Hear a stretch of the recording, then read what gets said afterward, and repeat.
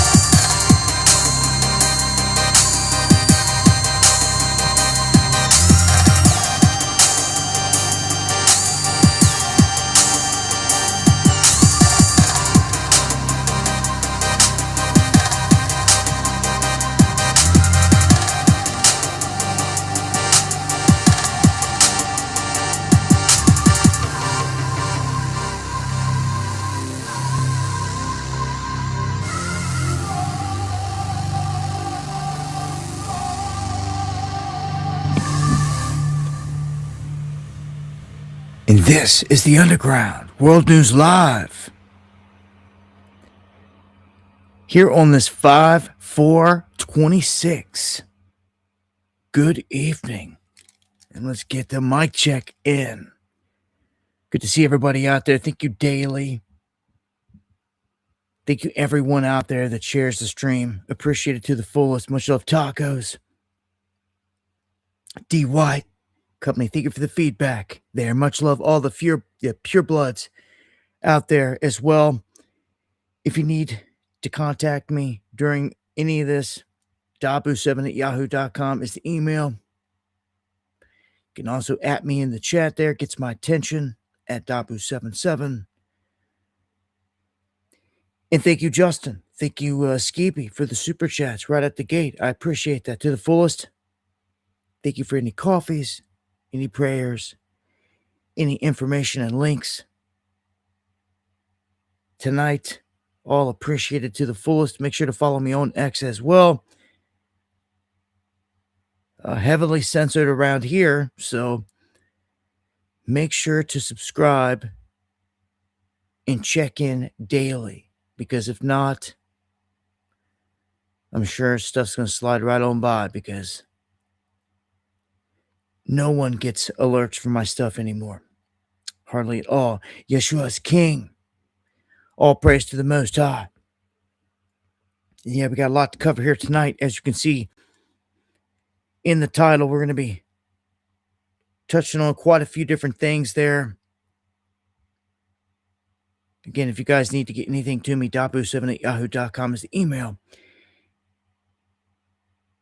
And we're going to get this thing rolling with an alert that I dropped earlier in a video. But in case you guys missed the video, I'm sure a lot of people are going to be in the path of this massive plume of hazardous air. But some, this might have already went through your neck of the woods, be hitting you right now.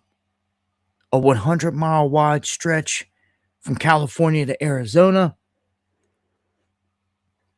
You've got all kinds of different particulate matter in this.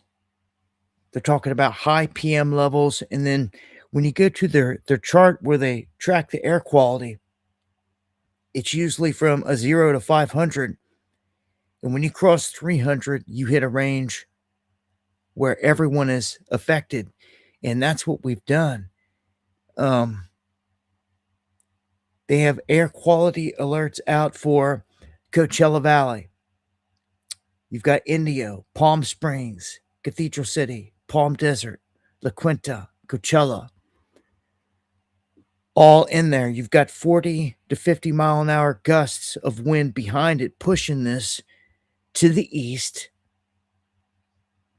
That's why they said, folks, in Yuma, and this was earlier today, that's Yuma, Arizona. So I would think at this big plume here, this patch has moved east. So if you're east of Yuma, be keeping an eye on that.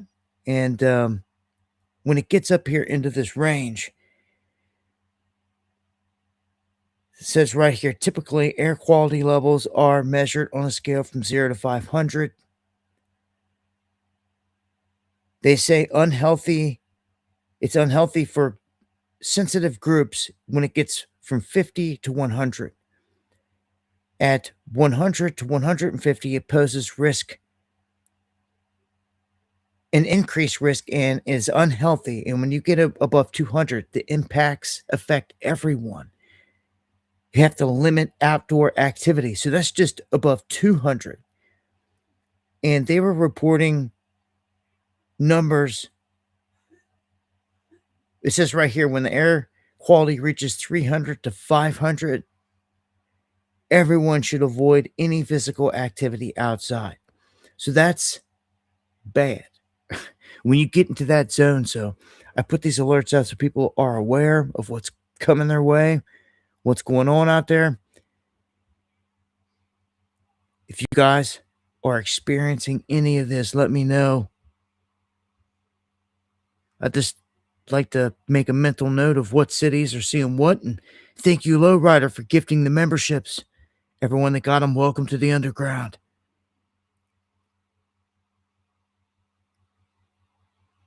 Trying to keep an eye on the chat there as we keep it moving. We are live tonight on Facebook, Rumble, and YouTube.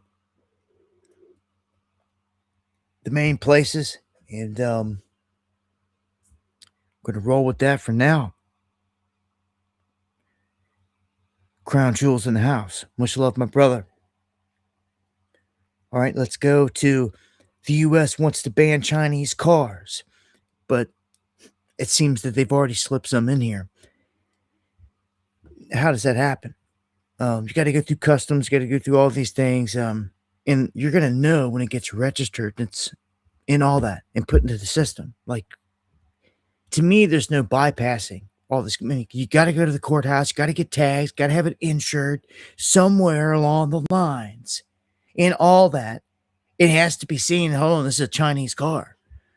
Like, the American system shouldn't even accept it because it shouldn't even be an option to select.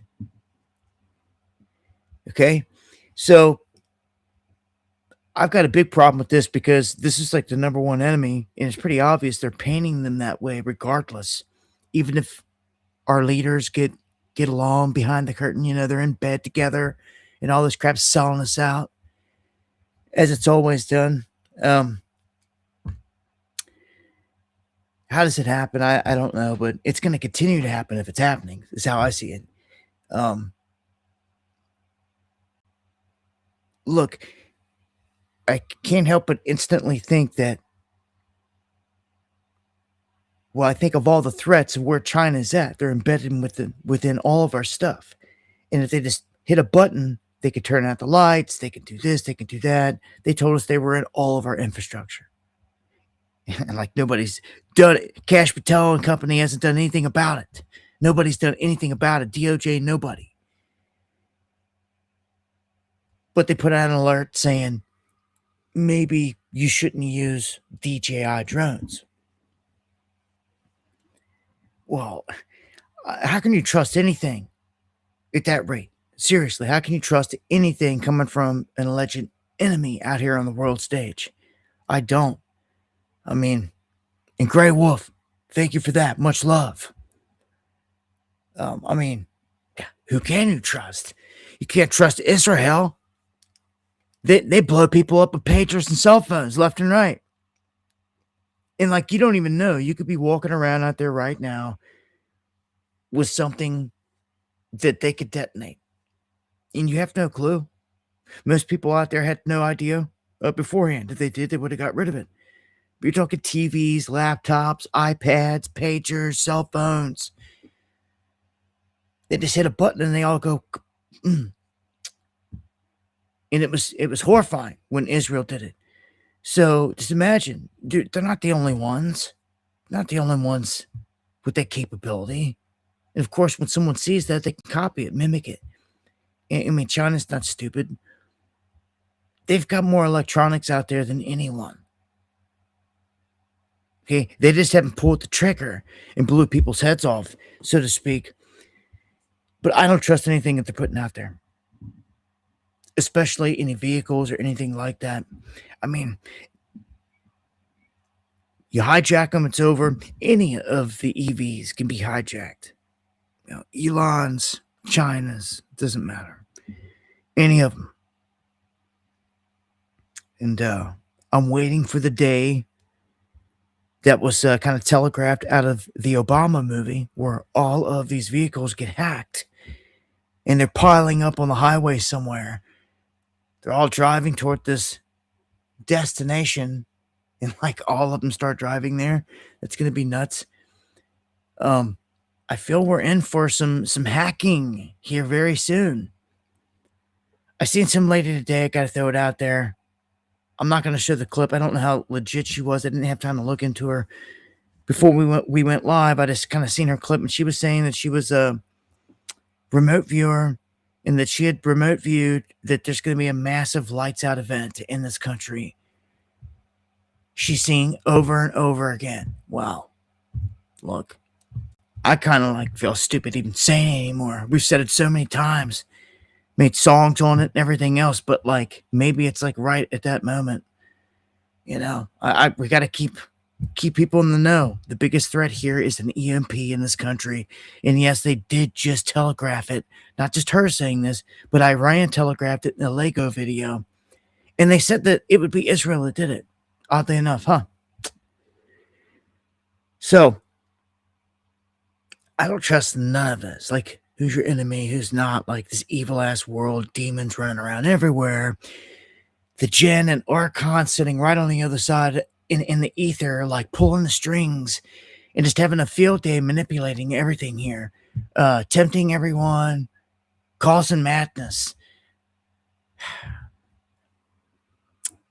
This place, I'm telling you. Let's jump to the salary needed to live comfortably in most U.S. cities. Now, I'm not going to name every one, but I'll pull it up on the screen here. You can see, I mean, the top of the list is New York, followed by, that's New York City, followed by San Jose, California, Irvine, California, up to Boston, then back down to San Diego, California, San Francisco, Oakland, California, then Hawaii. So, I mean, all those places seeing $128,000 salary or plus to live comfortably. You can see all the rest there below 100,000. Austin, Fort Worth, Texas, Dallas. I'm highly disappointed in Texas. Everything I'm seeing coming out of there in terms of the Sharia law and everything just moving right on along and no opposition to it. Like, good luck there. But like, you as a country, like it's done then. Like, if the people in Texas aren't going to rise up and stop something like that, well, then it's going to hit its border at some point. If people are ignorant or just flat stupid, they don't see this coming. They don't organize. Christians need to organize. You need to get it together. You need to be training. You need to be going out and doing things together and like showing your numbers, you need to be flexing. That's what needs to happen. And there's like none of it in this country. Instead, you've got Muslim groups that chop off heads and could catch you slipping, passing through Texas, going through their town. The next thing you know, you're getting held in a Sharia court because you didn't do your research on where you were passing through. Oh yeah, it's going to happen. And see, I don't know if you've ever passed through the hood or gang territory that you didn't mean to, didn't think you were going to cross into. All of a sudden, like you're there. You're like, oh crap, like it'll be kind of the same feeling. It's not a knock on anybody of the faith there. Because I know there's some branches, but this country's about our beliefs, right? The Christian values of peaceful type of values, right? We're not calling for killing people's babies, and we're not slandering other people's chosen ones, saying they're rotting in hell and boiling feces and everything else, like some other ones do. They attack ours big time, left and right. But again, you better watch your step and you better watch what's going on before you find yourself in a town that throws you in a court system that, in my opinion, doesn't belong in America.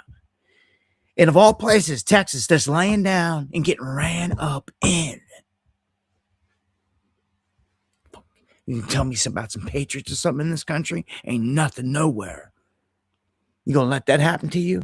Gonna let them run? Ain't nobody doing anything? Like, if there is something happening, maybe let me know. I'd love to shed some light on it.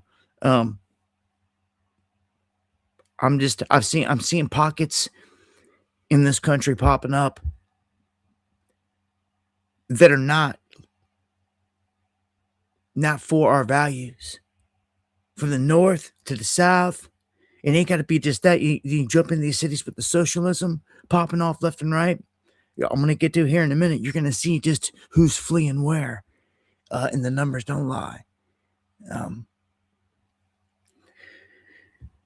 it's going to be pretty bad when they start to tear this country apart, state by state, along political lines. They kind of it's starting to reshape that way right now. You're seeing counties in some states saying, you know what? We're done with this. But we don't want to move. We like what's going on with the guys right next door. And since they're right next door, we want to join them. That's happening in a lot of places, man. Where counties are like, the hell with this ideology, what's going on over here with this state. Let's vote for it. You do have the power to vote for things. All people got to do is start getting it on a ballot and start pushing it and start getting active. I think once people actually start doing this and they see they have a power, like something, maybe they'll start to utilize it a little more, or not, or nothing gets done in your neck of the woods. But the job cuts are across the board. I think big businesses are embedded in every state, right? All across the place. So when big businesses, they got little shops like Estee Lauder here that might have a little shop in a mall that employs 10, 15 people or something like that. Well, all those jobs gone. Maybe had a daughter, family member, friend, or someone worked at a shop like this. Now they're going to lose their job. 3,000 jobs on the chopping block, gone. It's just the latest. Every week, I've got something in the lineup. Now, let's jump to the market real quick. with a war going on that, like, we're in deep, every single move that we make, especially with Trump, it's going to affect the markets, right? And like, he is a master at coming out and just lying. If you just go back and rewind and just look at his statements of, oh, we're going to have a deal done another day or two. Okay. We strongly suspect by 2 o'clock tomorrow, we're going to have a deal done. Every single time that he does this, it influences the market. And if you got a problem with me saying something about Trump, just get the fuck out of here and don't come back. Right? So it goes the other way too. As soon as they say, peace, peace, peace, the market will go one way. As soon as they're like, oh no, the bomb's dropped, it's going to go the other. And at this point, Trump and his administration are the ones holding up the whole thing. They are the ones putting a blockade up in the Straits of Hormuz. So they are responsible for where everything sits right now, 100%.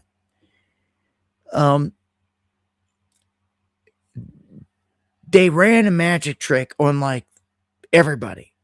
It stuck mostly on MAGA, but people started waking up outside of MAGA rather quickly. Like, hold on, tariffs, we're paying for them. Why is everybody okay with this? Well, everybody's okay with this because somehow, through some illusion, they just thought that someone else is paying for them. Oh, because Trump's out there, we're throwing tariffs on any country in Europe, on China, on all these places. If they're sitting back thinking, oh, okay, well, that don't affect me.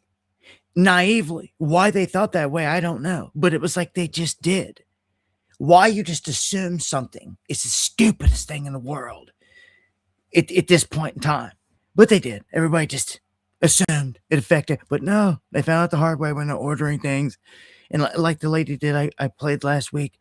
She gets an item, and the guy delivering it, it sucks for him too, because he's having to deal with all this, and it's not his fault. He's just trying to deliver. He gives the people a package. He's like, well, you owe us like $70. They're like, hold on, I already paid for this. Like, no, Trump's tariff from that country adds another $70, and you got to pay for it. And like the people flip out. They flip out. They're like, do people not know about this? And the delivery person's like, I explain it all day long. He's like, I got to deal with this all day long. He goes, I wish they would explain to people. But here's the thing. Again, it was a big magic trick. If all the people would have known that they were paying for the tariffs at the gate, they would have violently rejected it, and it wouldn't have happened. So now it's way too late. Half of them feel too embarrassed because they've been suckered and buffaloed by the Gentile Messiah Trump. But it's on. This dude's got the wrecking ball out, and he don't care. And he's got the war machine out, and he don't care. Okay? He is here to reset everything. It is obvious to me this is just like the lockdowns before. 2 weeks for the curb. Nuh-uh. Just like I told you. Oh, we'll have a deal done by tomorrow afternoon. Nuh-uh. Ain't like that. Iran's rejected everything. They want blood. They want war. They want revenge. Big time. And, when you attack a religious leader, it changes things. We have little kamikazes that are now coming our way, and there's nothing you can do about it. They're going to hit different times, different places. Nothing you can ever do about it. Ever. You can't stop it. Some things you can't stop. It's inevitable. Kind of like just along for the ride, right? Unless people want to get serious about this. We have a power, but I swear, people being docile in this country is what kills this country. But people are getting hurt, right? They're getting hit financially. 55% of Americans say that their financial situation is getting worse. That is a record. An all-time high. Anymore, I use the word record a lot. That's where we're at. We're constantly breaking and shattering the old, and it just keeps getting worse, as it says right here on the screen. And it's the truth. I hear it. I get emails, hear the stories. I see the videos, and I tell you what, I always report on all the crazy stuff, right? But I will tell you, I'm kind of freaked out for our farming situation right now. Straight up. Drought, no fertilizer. This is a huge setup. I don't think the lemmings and the sheep see it for what it is. And by the time they do, it'll be too late. This is like massive setup on everything. Everything's going through the roof. Wait till I get to Trump's numbers here in a minute. You would have never thought that it could get this bad for him. If you just look at his little Republican bubble or MAGA bubble, what's left of it, I mean, it's always going to reflect better numbers than the rest of the crowd. But now the rest of the crowd is largely outnumbered, that little pile. And so, like, their influence is gone. MAGA has been, at this point, I don't doubt it if people start attacking it. I don't doubt it if people don't start lashing out at the red hat and all this stuff, large scale. As it'd be a repercussion, a revolt of the people around just pissed at the whole situation. And it's even people that, especially people that voted for Trump. We've already seen them out there burning their hats and all their gear. All right, so 55%. If you can remember that all-time high. Next time when I'm checking in, I'm like, I read another record high at 60-some%. It's more than half of the population there. Cost of living crisis since 2020 and since the lockdowns began. So it hasn't gone away. In this whole reset with the staged Iran war, this is the next phase, if you ask me. So it's a global financial reset is what Trump is here to usher in. And look, I don't know, did Warsh get, I think Warsh is in there officially, like it's on. Let's just put it that way. Like, tomorrow's Cinco de Mayo, like, it's on.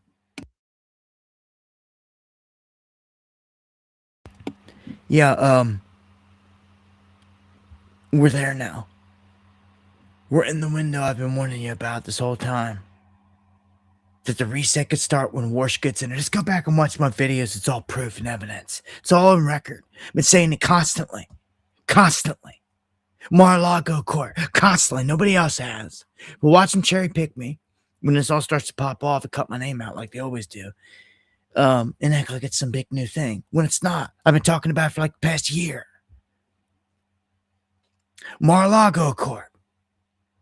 Yeah. Again, everyone's sleeping on it. As soon as this whole thing resets, well, they'll probably still sleep on it, to be honest with you. As long as they can get their money, they don't care. That's the problem with it. If they hold the money hostage in the bank, the people around you are going to accept downloading an app to fix it. It's that easy. That easy. Problem, reaction, solution from your government. They created the problem. The reaction, people flip out. That's what they want. And then they swoop in, the government does, and they have instantly the fix for it, which is download this app. It's just going to be for USDT. That's it. Digital dollar on blockchain track. Very easy, very simple. It's already in every store waiting to be accepted. Everywhere. It's already ready to go everywhere. It'll be forced by a stroke of a pen, executive order. Yeah. All they got to do is hold the money hostage. We're at a point now where it happens at any second. Been waiting for this now. Okay. So I wouldn't be heavy in any money in the bank.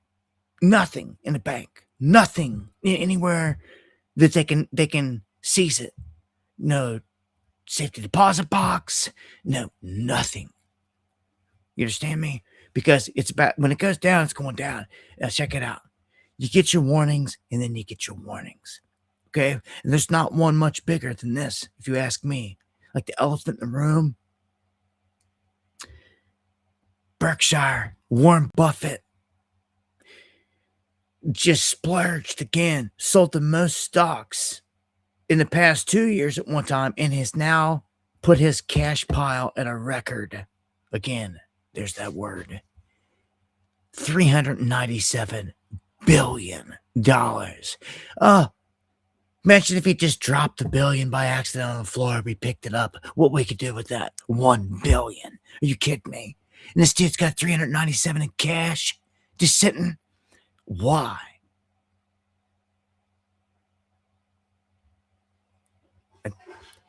Most people, I think you get it.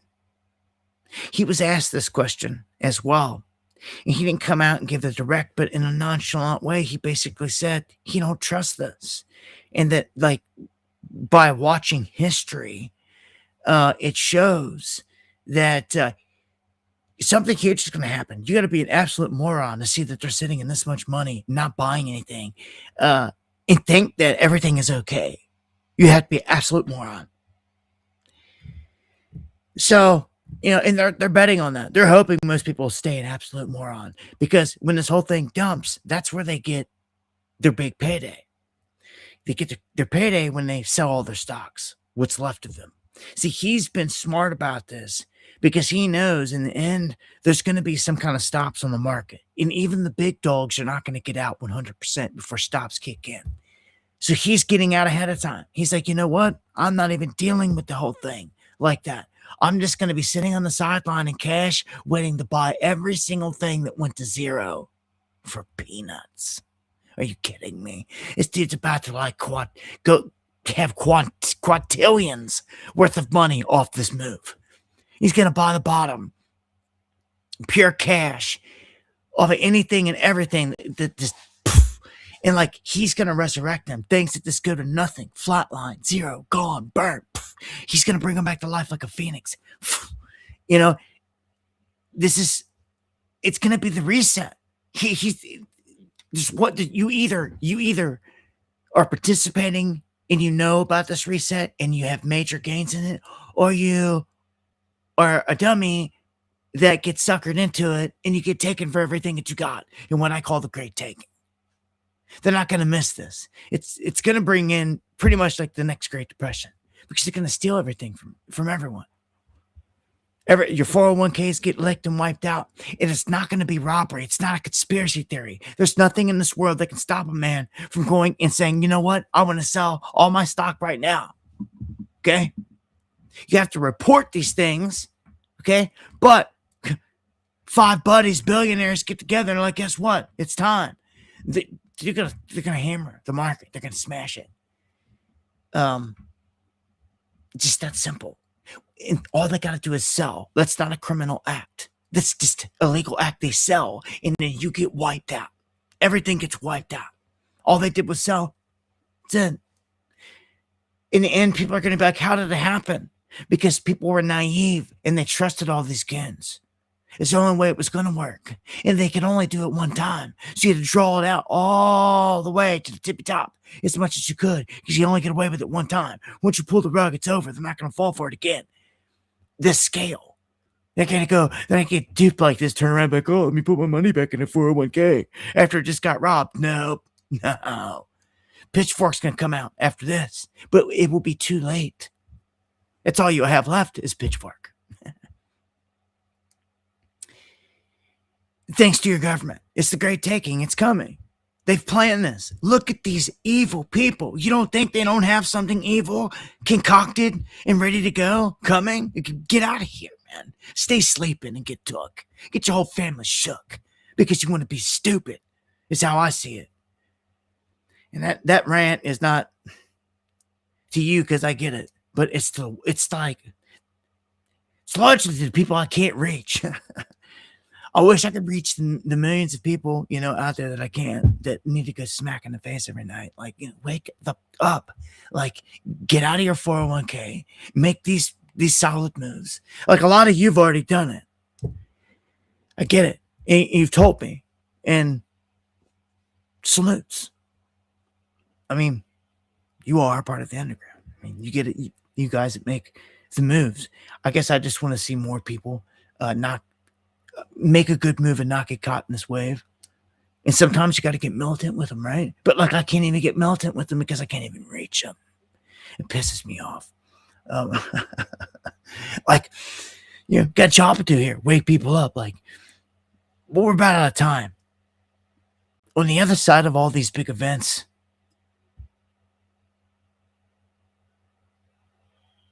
you're going to have to be on their digital beast system. It's like life-changing.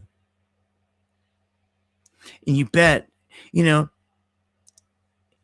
first glance, people be like, oh, well, this isn't, the mark. And they'll say all these things. We'll just wait until the rest of the events happen here. I think that the mark can be rolled out anyway, and people have got their own ideas what the mark is. And that's cool and all. But I see one that's real.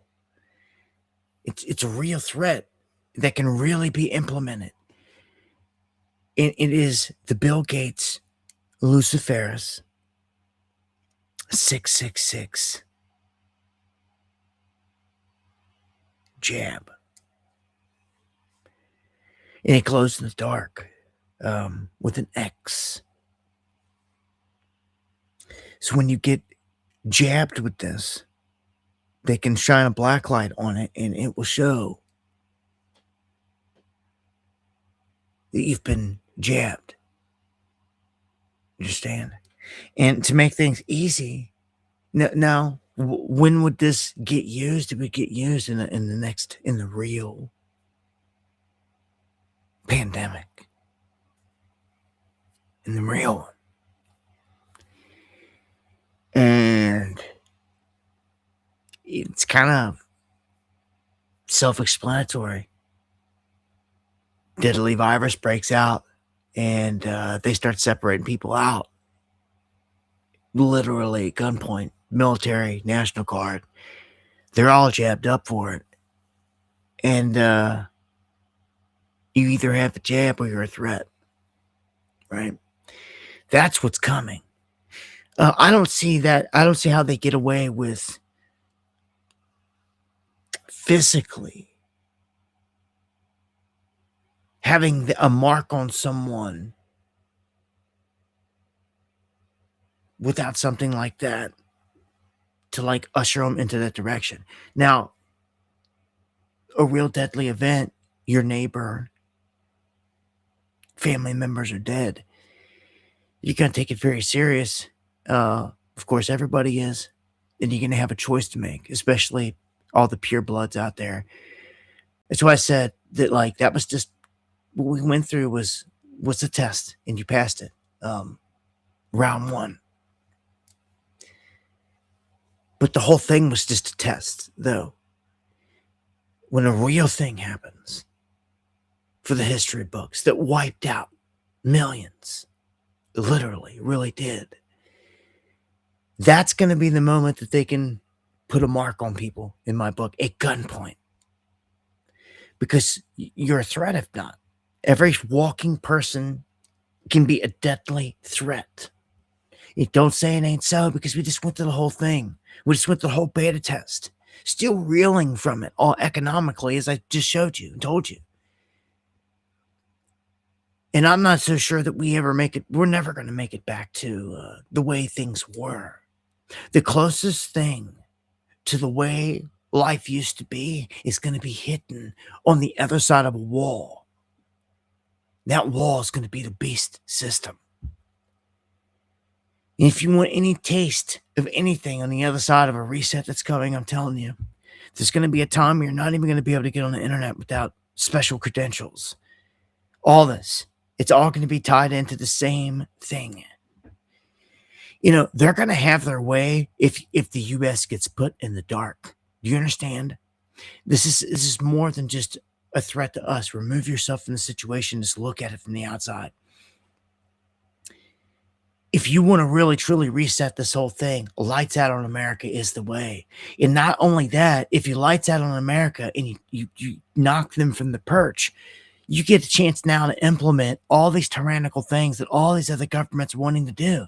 Who's going to stop them? We're not going to be the voice of reason, so to speak, to stop anything. We're going to be in the dark for potentially years.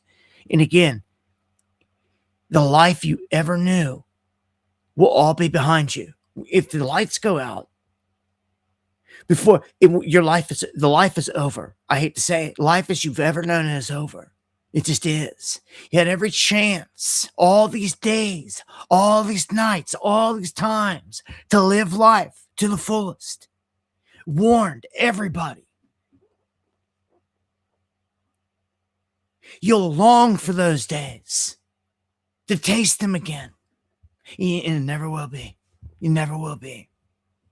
Your only option will be getting a mark and going into a system. And the moment you do it, basically you will feel your soul peeling away from you because you know what you're doing.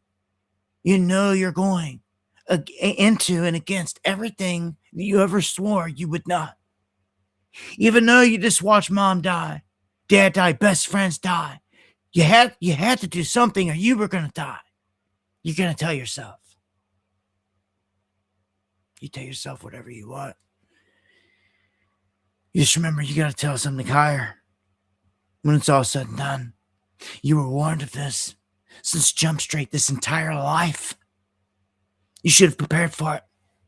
People just sat there on their couch. Oh my gosh. Ridiculous. It pisses me off and ridiculous. I dropped my whole life.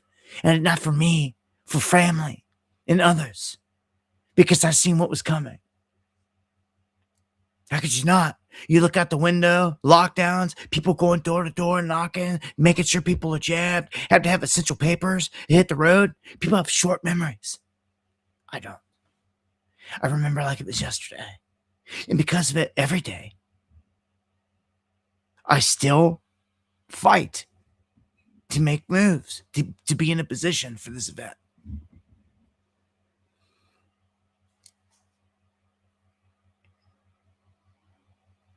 Everything will be a memory. It'll never go back. You'll never go back. Never go back to the days of being able to travel free in this country, back and forth, going on vacation, going to the malls, spending, going to the movies, shopping, doing all the things you do with all your friends and everything, and it'll all be gone. You won't be able to participate in it unless you're in the system. Do you understand? That's why it'll be gone. You'll have a choice. I'm telling you now, again, preparing you for it. Some of you are going to make it to this point, and you're going to have that choice. And some of you, that hear my voice tonight, you are going to go into the beast system. After all this, shame on you. Shame on you.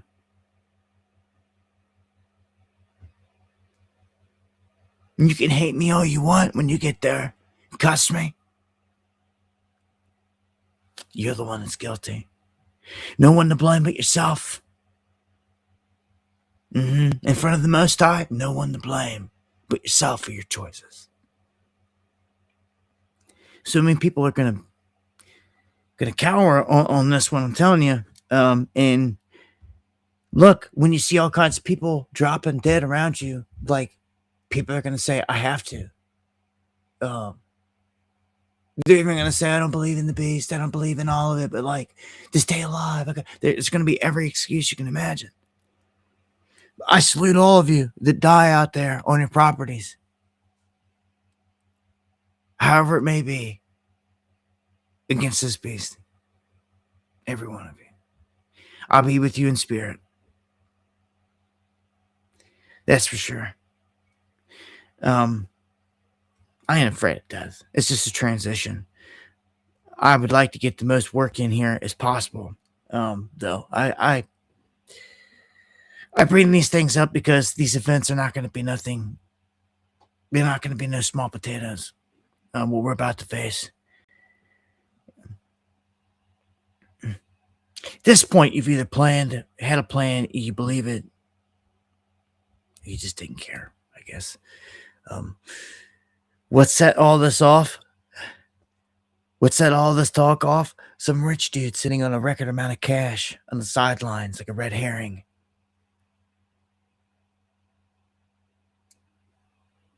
that something's about to go down. All right, tomorrow's Tuesday. World War I started on Tuesday. Vietnam War started on Tuesday. 9/11 happened on Tuesday. Thank you, comrade. Let me take you to a wild clip out of Baltimore.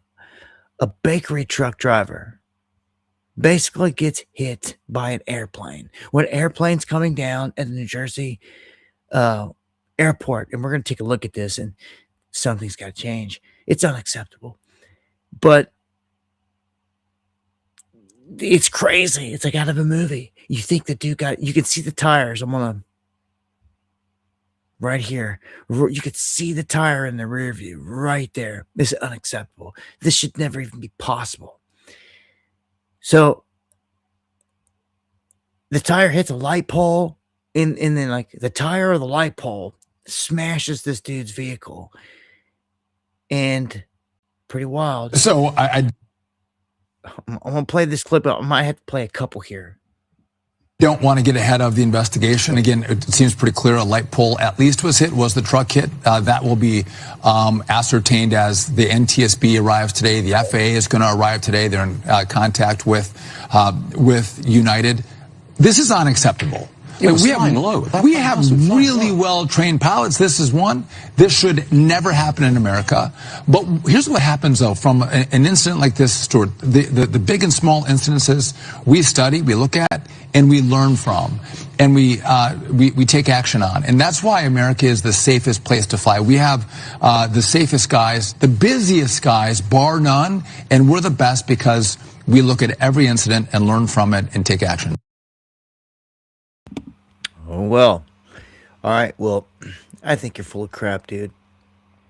I think you guys talk crap. You lie. And let's look at this. This is what I say. If things were to be done righteously around here, first off, it would be mandatory that at the end of every runway, there is extra space. Over the past year or so, I've reported on several different crashes of flights literally right after takeoff. Like they'd get up in the air and something would be wrong and they'd need to come back down. And because there was no runway or anything down there to come back down on, it's crashed into a house or whatever's right there next to the freaking airport. So you have got to take these things into consideration for this and not go squeezing things in wherever you can. Like this day and age, it just doesn't work. You can't cut corners in some places like this. You just cannot do it. You're going to see here, there's 3 main runways. You got 2 long ones down here. They have open field and space at least at the end. May not be extended runway, but they have open space. Let's go to 1129 here, up here on the left. And highways, multiple highways, ramps and everything right here.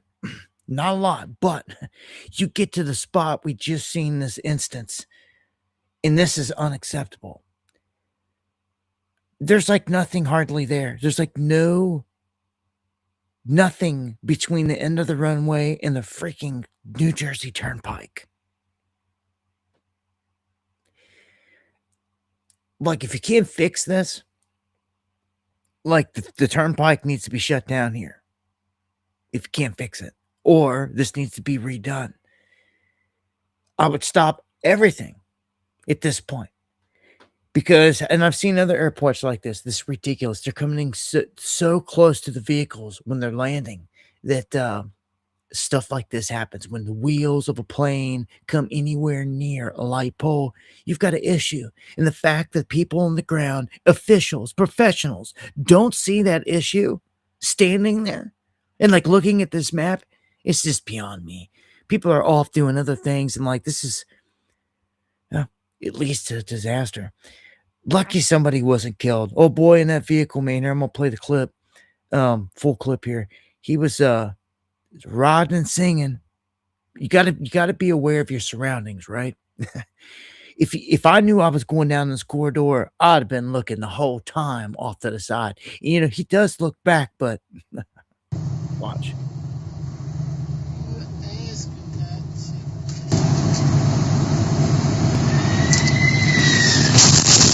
Nothing he can do, man.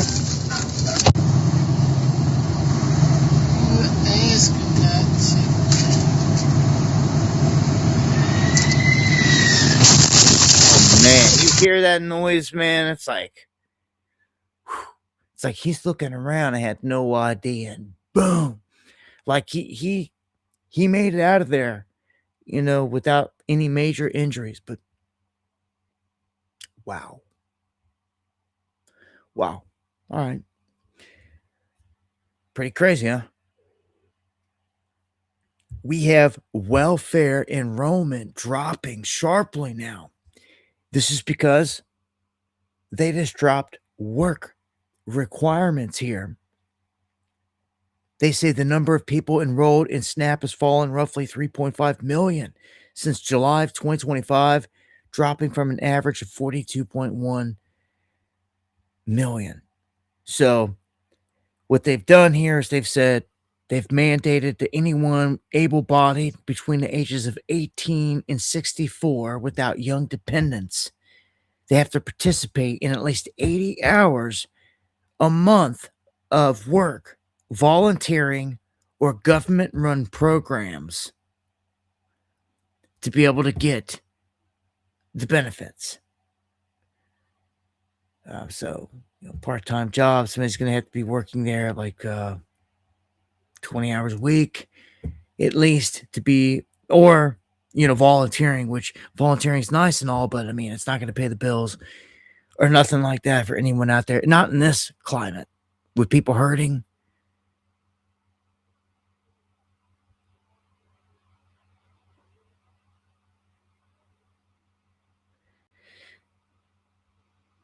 Okay.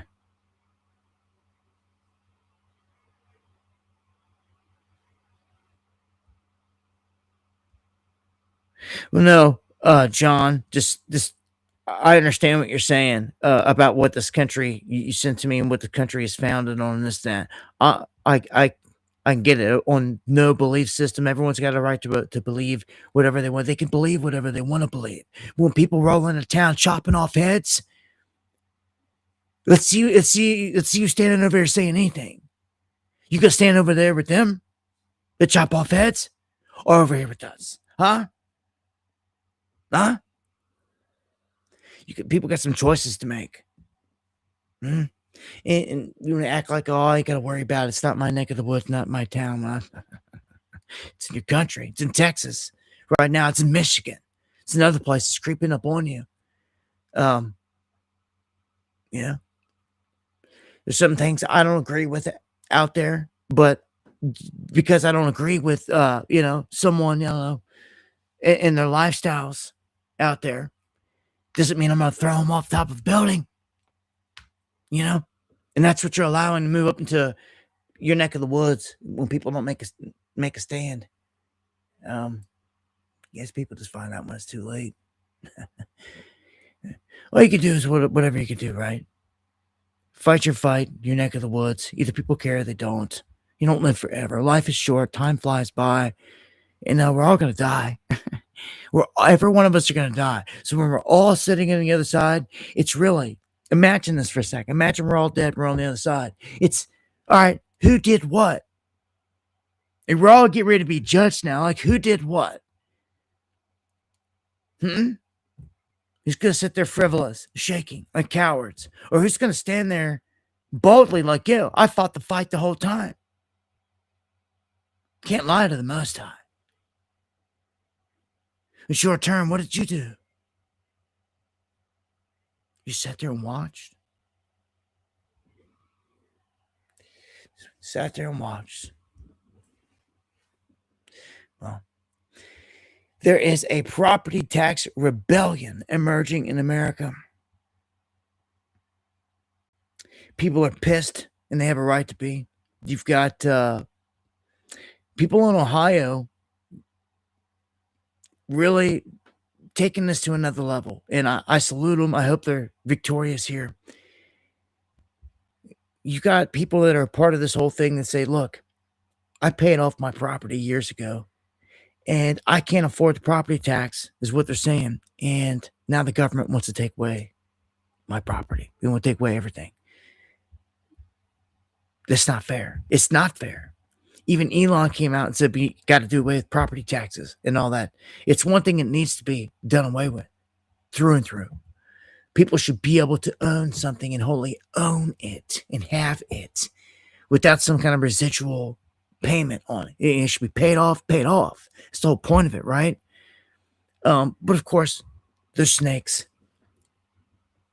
The people in Ohio, though, they're going to get this on the ballot. They say if they get the 413,000 residents to sign this before July 1st, it will appear on the November ballot. So this is how it's done. You get enough people out there to sign things, to make a move, actually care, you get something on a ballot. Once you get it on the ballot, you reinforce it. Come out and vote on that, and you push it through.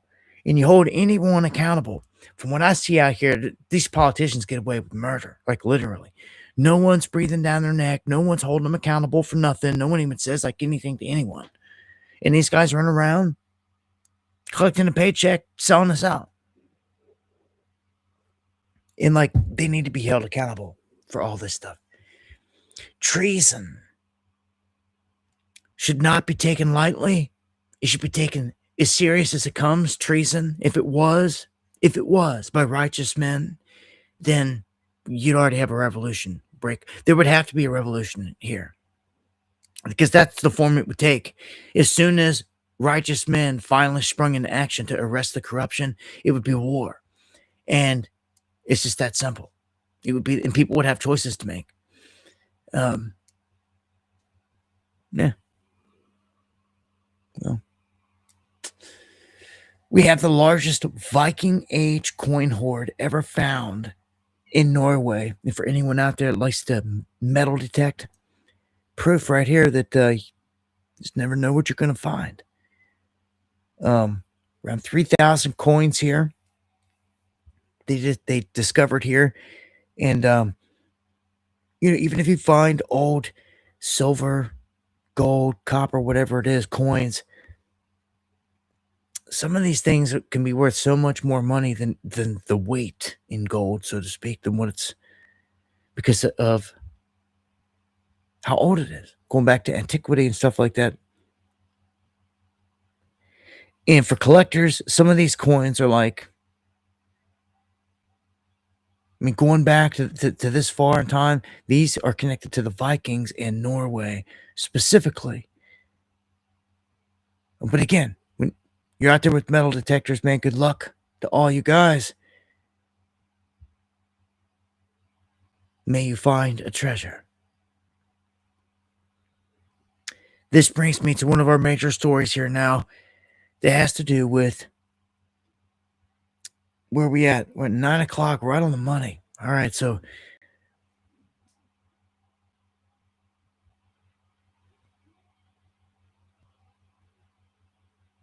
all right. I want to welcome everybody in, all channels out there.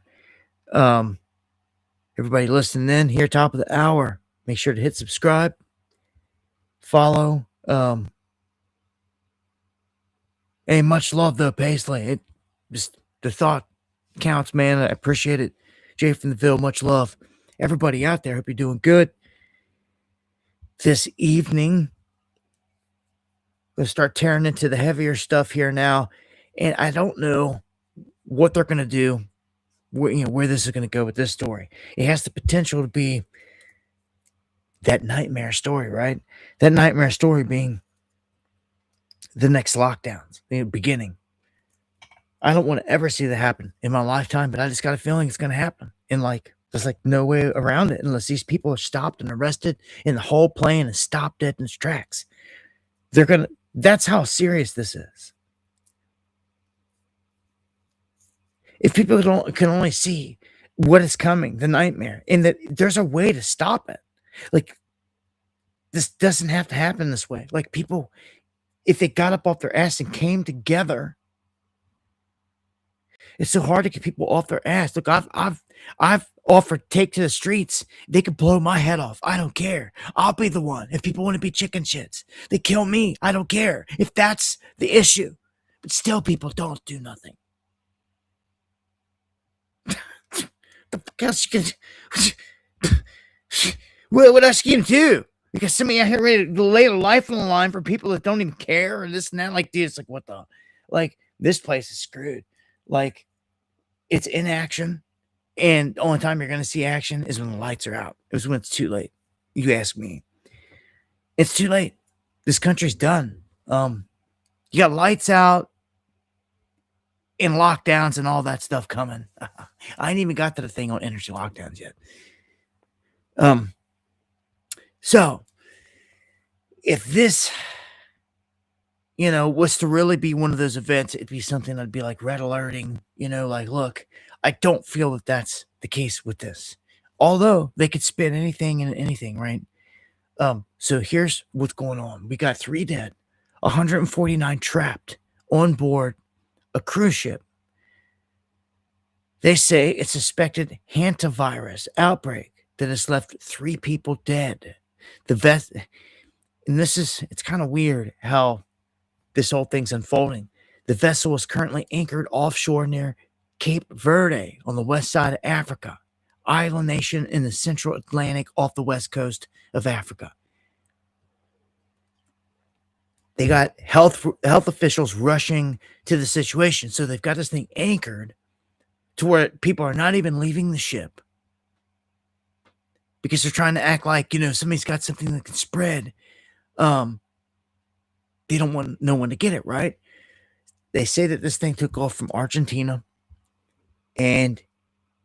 or it was transiting from Argentina with its prior voyage beginning in Antarctica, which is very interesting. Wonder what it was doing there, since no one can be there without a military pass. Huh? What were you doing down there? Huh? You didn't get arrested and go to jail, so like now all of a sudden, they're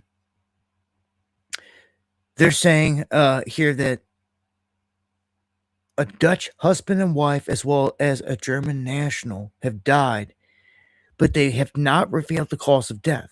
This is where things get sketch.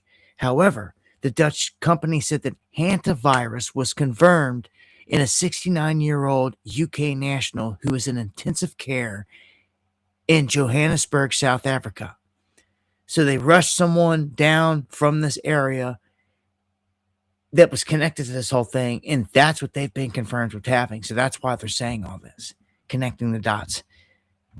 They say the main transmission risk of the deadly virus to humans is through infected rodent urine, like mouse or rat droppings, saliva, contaminated dust, or poorly ventilated areas that has any of that. This can cause acute respiratory symptoms, mild, severe. So this comes from like dirty rodent crap. And it's not entirely uncommon for rodents to hitch a ride on a ship. So like this isn't like something wild and crazy, it seems, out of a lab, but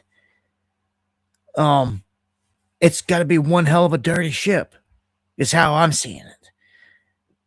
In dirty conditions. And there may be more to this. I mean, the fact that they don't want to mention nothing on the deaths of these people, I'll update when we get an official confirmation on how those people died. So, it seemed like it was a really non-sanitary environment. I wouldn't have been on that ship. Of course, I wouldn't be on any cruise ship at this point. You're just asking for trouble. Like, I go rent a boat myself and take it out. It's exactly what I do instead of being lazy about it. I mean, you can even rent them and have a captain if you want. If it's all about that, I know some people got this whole cruise vision thing stuck in their head. I don't know what's so luxurious about it. I just don't. I don't see nothing fun about it. I don't personally. So much downside to it. Strongly outweighs the good to me. Let's jump into some of the chaotic stuff here. At least 23 people injured in an Oklahoma Lake Party shooting that took place, and this is kind of a wild one here. Run the clip on this. Police north of Oklahoma City say multiple people are injured after a mass shooting at a lakeside party. Make sure they understand we got like 15 gunshot victims. Witnesses say around 9 p.m., a group of young adults were gathered at a pavilion near Lake Arcadia in Edmond. We received multiple calls on shootings, shots fired, multiple shots. Jason Hearn heard the gunfire. I would guesstimate probably 200 to 300 rounds were shot up, is what it seemed like. He says he ran to the pavilion to get help. I could see people with leg wounds. There was one young lady that had a head wound but was still breathing. At least 10 victims were rushed to hospitals and ambulances, with more people driving themselves. Witnesses say a fight broke out at a party before the shooting. These kids came out to have probably a good time, and for this to break out, I know that wasn't what they expected, and it's just tragic. Police overnight had no suspects in custody. You got to be kidding me. Let me tell you something.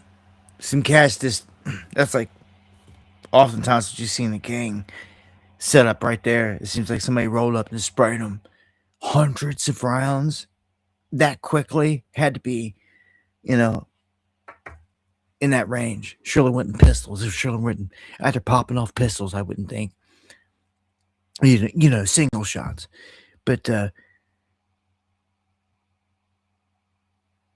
who said Bloods at the lake? Like, I don't know. I don't know who was at the lake. I don't know if it was gang oriented or not. I don't know what was going on there, but it seems like it has the feel for it.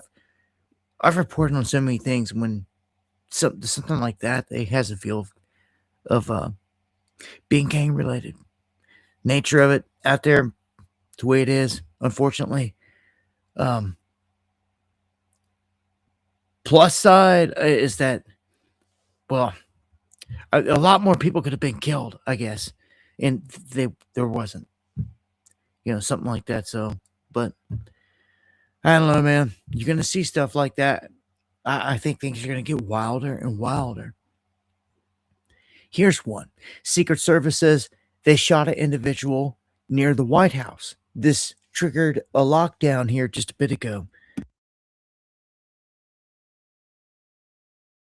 This was an individual that was brandishing a gun.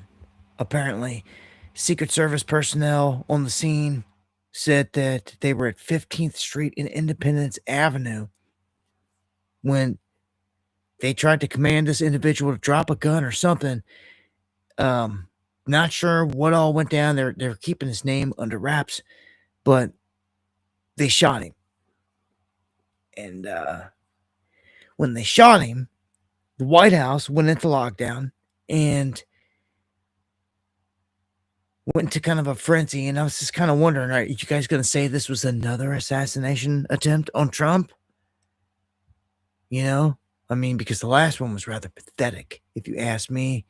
But here is some updates here on that event. Some of these officers woke up. Good afternoon. Can you come right up here, sir? Thank you. Good afternoon, everyone. My name is Matt Quinn. I'm the Deputy Director at United States Secret Service. I have Chief Richard McCauley with me, Chief of United States Secret Service Police. Approximately 3:30 this afternoon, our plainclothes officers and agents that consistently patrol the outer perimeter of the White House complex identified a suspicious individual that appeared to have a firearm. They called in support from our marked uniformed Secret Service police to make contact with that individual. Upon making contact, that individual fled briefly on foot, withdrew a firearm, and fired in the direction of our agents and officers. They returned fire and engaged. That individual was hit. He's since been transported to the hospital. I have no comments on his condition. I can tell you that at least one, we believe only one bystander was hit by the suspect. That individual, it's a juvenile, did not sustain any life-threatening injuries, but he's also receiving treatment at the hospital. I'll point out that not long before this shooting occurred, the vice president's motorcade did transit through this area. The investigation itself, in terms of the use of force in the shooting, will be conducted by Metropolitan Police Department. I'll pause there. Matthew, do we know how your guys identified this person as being suspicious? Was he on a radar or just how he appeared? No, my understanding is they observed a print, we would call it, visual print of a firearm. These are trained surveillance detection personnel out there looking every day to look for just that. Not far from the White House complex, and they observed a visual print of a firearm. Did he attack the motorcade in any way? Did he approach it with any menace? No, not to my knowledge. Was there any other reason to believe? Okay, so this individual was just walking. Also reading up on some other information here. He was walking, and you heard what he said there. They seen him, and they picked up what he said was a print. Well, they have different technology, I'm going to tell you, that he's not even going to mention. They're not allowed to mention it. They have devices and things set up. I know this for a fact. If you've never been up around DC, let me tell you, it's like a fortress, okay? In a lot of different ways. There's troops everywhere. There's like guys with fully automatics everywhere. You may not see them all the time, every trip. They're hidden. Oftentimes, they could be hiding in a little room on the side of the Capitol building and pop out. Any of the vehicles sitting there, in the trees, okay, on top buildings, like everywhere. I've never seen, the level of security like I have around the White House. Like stupid. Like the White House and the Capitol, both. And it was the Capitol when the president was there and it was a big event. I had them run up on me. I had a camera on a tripod. I'm a journalist, credentialed, hanging off my neck, the whole nine. And I'm up on a side road, man, on side road going around the side of the Capitol, trying to get a good shot, or trying to swing around to the other side of the Capitol. It's pretty lengthy hike because the Capitol's not small. From the side where the reflection pool is back to the other side, because they were arresting people when I was there. And they were arresting a bunch of people that were acting like they were protesters, but it was all fraudulent. It was fake. And we were there to prove it. It's Operation American Spring. And these people act like they got arrested. And just on the other side of the building, out of view of the masses and cameras' eyes, they were cutting them loose. They were literally cutting them loose and letting them go. Now, the whole point of this protest, what they were telling everyone out there was that we're going to come here and we're going to overwhelm the jail system. And with enough people, they can't jail us all. So, like, we're all going to be sacrificial lambs. That's how they made it seem. And they made it look like that. They made it look like the police were hauling them all off on the other side of the Capitol where no one else could see, and they were putting them on buses, but they were cutting them loose.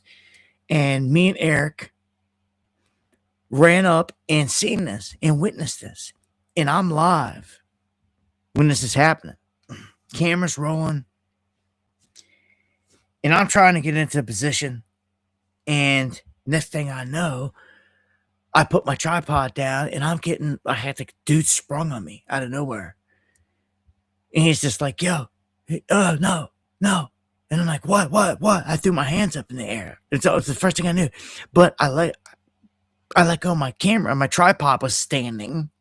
I just let it go, put my hands in the air. He's like, no. It's fumbling all over. He's like, can't have that. Can't. I'm like, can't have what? Like, I'm freaking out. Like, what am I not allowed to have? Like, for this and that. And the dude was completely unprofessional. just rolled up on us with automatic, shoved it up on our faces. It was like, no, no. And like another guy had to come up calmly, push him aside, the gun aside, basically was like, look, man, you can't have a tripod on the ground up here. And I'm like, why didn't he just say that? And I picked it up and that guy was completely cool about it. And calm and cool, but the other guy was like gung-ho, like ready to blow me away because I put a tripod on the ground like it was a freaking gun, which is how he viewed it. And there was not a single person on that side of the Capitol even around me. It was nuts. So I had to go walking, continuing the live stream, all this craziness. We're noticing these people on the other side, right? They're all getting cut loose. We're flipping out about it. Well, me and Eric going kind of back and forth, like, yo, this is madness. Like, look, they're getting cut. And next thing you know, like right then, boom, my stuff's dead. Like, what? Like, everything is dead. Wiped out. Zapped. Like, battery fried on the phone. It was crazy. I went, fired my phone back up. My phone had been hit by a device that stripped it of everything and like factory reset it. Stripped everything. Contacts, everything. Had nothing left. It was nuts. Crazy. Right there. And I'm sitting here like, yo, and Eric, his stuff went down. And like we knew we'd been hit. We retreated at that point. We've kind of fell back to like a frontline position, like another point where we could like gather ourselves away from the Capitol, and they couldn't see us, so to speak. It was flipping out. It was trying to get power into all of our stuff. And when I got everything powered up, and I was like, yo, like I have nothing, like no contacts, like there's no nothing in the phone, like they wiped it. It showed me, all of us, just how real everything was. Yeah, we knew that there was things like scrapers and stuff that they've had out there in cities we've been hit with before that will scrape your data when you're out there protesting, and it will drain your batteries and this and that, but nothing like that. Like, it completely zapped me. I was running like almost full charge and zapped down to nothing and then wiped us clean. It was pretty impressive. Scary impressive. And let me tell you, if you ever think you're going to go up around the Capitol or anything like that, the White House, live streaming, those are the things that you should be prepared to face out of nowhere. So I know the whole point of that story is I know that they have technology that can see weapons, see guns, and this and that. And that's why he was just saying, he goes, we got a fingerprint. The system, they got to read that this guy's carrying a gun on him in his waistband. And when the AI system is trained to see that easily, I mean, it stands out. Unfortunately, this dude may not even have been up there on anything nefarious, like to do anything to anybody today. He could have just been like, made a foolish decision to enter this territory with the piece on him, on his waistband. They picked it up, they approached him, and like most street cats are gonna do, they're gonna like, plainclothes dudes especially, they're gonna like probably try to take off running like dude did. And then if they don't know if it's cops, if they did, that's another thing. I don't know if they identified themselves or how well they identified themselves. None of that. Dude's gonna buck back, especially in the hood. And all around the Capitol is kind of hood, man. I'm saying, man, like, I don't know. I wouldn't even go in this place, man. I say it all the time. I will never go back into DC. Like, it's the devil's playground. It's a trap. Last time I went, I think we parked in Crystal City across the river and everything else. Walked in, hiked in. Like, that way if I had to flee on foot, like for real. But even then, it ain't like any other city. Like, they're going to capture you. Even like it doesn't matter if you hit the woods and like you think you're gonna hit the water, like you might get away with that in other towns and cities, but up there again, it's like it's crazy, man. For those of you who've never experienced it, DC is a different animal, but I call it the devil's playground. It really is. It's got different energy. It's got dark energy up in there. Bunch of dudes that sold us out. Pisses me off, but here's one that I thought was kind of funny. This is a guy getting robbed, and this lady is like trying to tell this guy, like, look,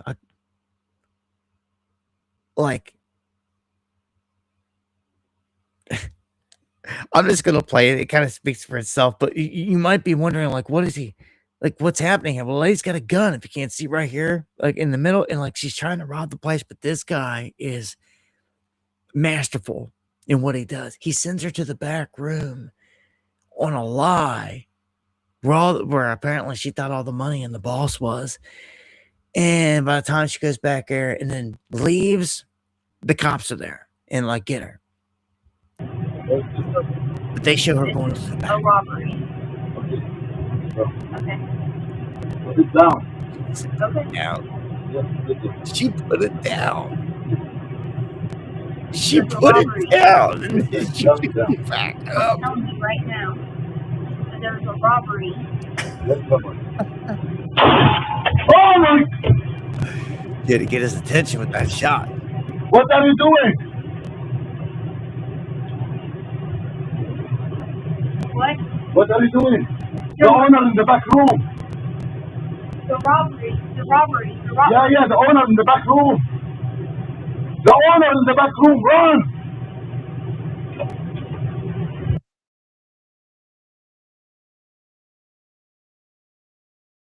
Here she is in the back, pointing right at the camera. Like she looks like a crazy one, dude. I thought she was gonna shoot the camera.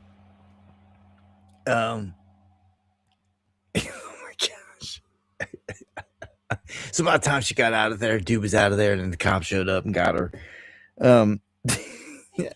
So, some people, man, like she sat the gun down on the register. He's like, put the gun down. She put it down. Pretty. That was a dumb one right there. Luckily, no one was hurt. All right.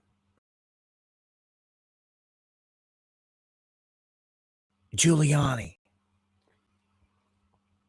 the former mayor of New York City on 9/11, hospitalized in critical condition. I don't know what's going on. They've been super top secret about it, for real. They haven't been updating on exactly what it is. I thought by today they would say something, but they haven't. Instead, it's prayers and that he's in it for the fight of his life, and it's a major health issue. He hasn't looked like he's been in the best health. He's old, and looking to see here if they listed his age on this one. They don't, but he's a treasonous SOB, if you ask me. As they come. I don't forget. He was the mayor of New York City on 9/11. And let me tell you, I got a picture right here I look at all the time of these two towers. Okay? And I don't forget the people that jumped in the ritual, the jumpers, the people that died, our Americans that lost their lives in this horrific event. Right? And this was the mayor that went along with all this crap. This is the mayor, the guy overseeing everything during that time, during that event. So just don't forget that. Okay? Imagine everything he knows in everything. Let me get out of here. Like, he should be spilling his beans, somewhere, trying to avoid time. But that never happened. Not with his buddy Trump in there. And like this, the whole thing's mafia. He is part of a mafia. It's obvious when you take a step back and look at it, man. All these players, one big mafia. It's one big corporation anyway. America is. It's a fact, Jack. Trump the president of it. And I don't know. This man just sickens me because of his corruption and everything throughout the years. To try to portray him as being a good guy in any way is garbage to me. When, again, he's been at the heart of covering up major things going back decades. So, I'll pass. All right, so Congress set to have MK Ultra hearings. Kind of interesting because, well, just the fact that they're going to talk about it or anything, but then it's kind of not, because you're just making a mockery of it now, just like everything else. You're going to talk about it. You're bringing these things up, but what are you going to do about it? You don't do nothing. And who's bringing it back up again? Rep Anna Paulina Luna. She seems to be their new one. That I'm falling for none of them. They're all garbage. She and all the rest are under MK Ultra, as far as I'm concerned. They've sold us out. I don't trust none of them. You'll tell them by the fruits, man. When, they start having all these bad things happening to them, and they have a track record showing that the beast is like onto them, that shows that the beast is onto them and against them. You're either against the beast or for the beast. And most people won't even take up the job out here going against the beast because they can't handle it. But they will take up the job acting like they do if they can play this little part like they're a good guy. And they're doing all this stuff when they ain't doing crap. And they ain't doing crap. And that's how they do with these congressmen and women. Here's another one they say they're going after for leaking classified information. Now, I don't know. I mean, when it comes to this stuff, and you start talking about, just that classified information, they're going to say it's a crime. But what happens if the classified information that they're talking about is a crime? And that the whole reason it was leaked is because it was crime. Huh? They don't know what to say about that. They'll deny that it was a crime. And then try to kill you or something. But this guy, Joe Kent, he's under investigation for leaking classified information. I'm going to play this clip. The people who are coming after me, I believe that the internet is like 25% real. I think there's a lot of bots. There's a lot of people who got delivered a talking point and they're going to get a paycheck for it. I've noticed. Or they just, they want the adoration. So I just don't take most of it seriously. And again, look, I know there's some of my former colleagues, people who I do like, who have had to come after me. And I understand that too. Like, I get it. Like, they're still there. They've got to discredit everything I'm saying right now. They're watching, taking notes. So I'm not bitter about that. I literally just want to focus on the task at hand, and the task at hand is stopping us from getting deeper into this quagmire. Because again, like just looking back on my experiences in Iraq, I don't feel like this happened. There wasn't the ability to. There wasn't this platform. There wasn't the free independent media that existed in a real way that could reach people. That's right. And so to me, we have this opportunity. So I'll be bitter and angry later when I read Twitter and somebody who I used to like says that Joe Kent's a traitor and we're going to fire him tomorrow anyways. We don't have time for that. Like as you pointed out, major things are happening right now in this war, and the president is facing some very, very challenging decisions. So I personally just hope that he and his closest advisors listen and think, and that's the main priority. So if this guy's dropping classified information, he's investigated for doing so. I mean, that's like felonious and all this. I was trying to see here what he dropped exactly, but I don't know. I don't know. I guess if something happens to the guy, apparently all these people met up together and they were asking Ron Paul about what he thought that they should do about this whole thing, what was going to happen, whole thing with Trump, this whole war. I don't know. What's he going to do? Like, he ain't going to do nothing. Give his opinion, I guess, and it doesn't matter. Like, they've all proven to me they're all part of this. Like, 1,000%. look, I've given props to cats out there for things they deserve props for. But like in the bigger picture, in the end, when you're stacking up all the good and all the bad,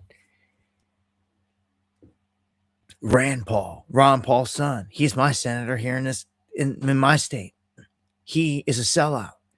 He's done some good things, and he stood out as being one that has made moves for the people and the people like, and I've given him the credit every time there. But he sold us out many aspects, especially to Israel and the whole thing there. And on fronts that like where he should be making a stand, more of a stand. But no one's perfect. And to get something done, something's better than nothing. I think with a lot of these senators, governors out there these days, like they're not going to do much unless the issue really is gaining steam. Like people got to be talking about it. They got to be really pressing the issue. They got to be hearing about it when they're going out to eat somewhere, when they're walking into the post office, when they're, when all these things, they got to see that it's an issue. And the only way that they can see and feel that is if people are talking about it. So, this was all exiled MAGA, which is what I thought was funny. Like, it's not even MAGA anymore. It says it. They're all exiled MAGA, like people that were generals in the MAGA movement that are no longer with it. Like, MAGA is busted. And the whole left-right paradigm is just, I hope you see through it. Hope you're not caught in it, because the answer's not there. Answers in someone independent, someone apart from that, our own horse, and we would have to protect them. They would get threats. They would all that would happen. Like, but you don't see that until you see that. Until you see someone step forth that we're protecting, that we have to like protect, ourselves. Like it's not gonna happen, man. And if you had a person that was your own and you let them or an outside source protect them, they would kill them. It's like surrounding them with a security detail, but it's all Mossad, like Charlie Kirk. So the blue cities across the U.S. are spiraling into financial collapse. And there's a piece here I'm going to play that's connected to this, but this I guess goes further than just NYC. Fallout over Mayor Mamdani's Tax the Rich plan. One of his social media videos could be impacting a major redevelopment project in Midtown. Andrew Ramos has this story. Ran for mayor. I said I was going to tax the rich. It's this 60-second social media video starring Mayor Zoran Mamdani that may have jeopardized a multi-billion-dollar project. Citadel, one of the world's largest hedge fund firms, is spearheading the massive redevelopment of 350 Park Avenue in Midtown.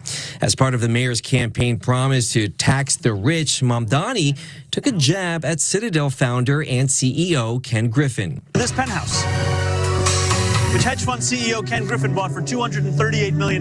This pied-à-terre tax is specifically designed for the richest of the rich. The city rolled out the ad referencing Governor Hochul's plans for a pied-à-terre tax, which would target secondary homes worth $5 million or more. The Tax the Rich movement has gained steam, with demonstrators filling the lobby of Governor Hochul's Midtown office Thursday. Many were taken into custody.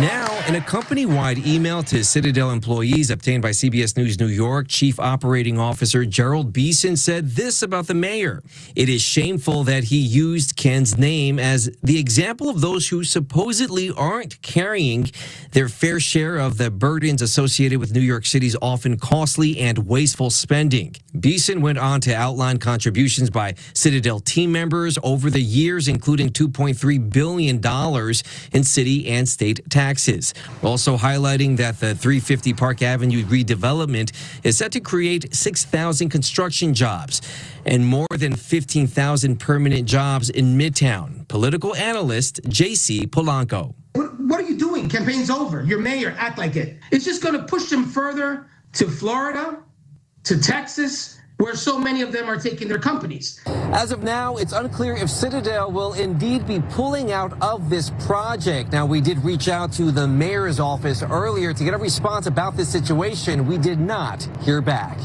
Andrew Ramos, CBS News, New York. Well, I'll tell you now, like, they just said it right there. Ken Griffin, even though he's no angel, he is behind that whole project. And, like, if he's going to pull it, they're going to leave. Any and every city that this happens to, this is devastating. When you've got big dogs like this pulling all this, like 6,000 jobs, like all of this, that is bad.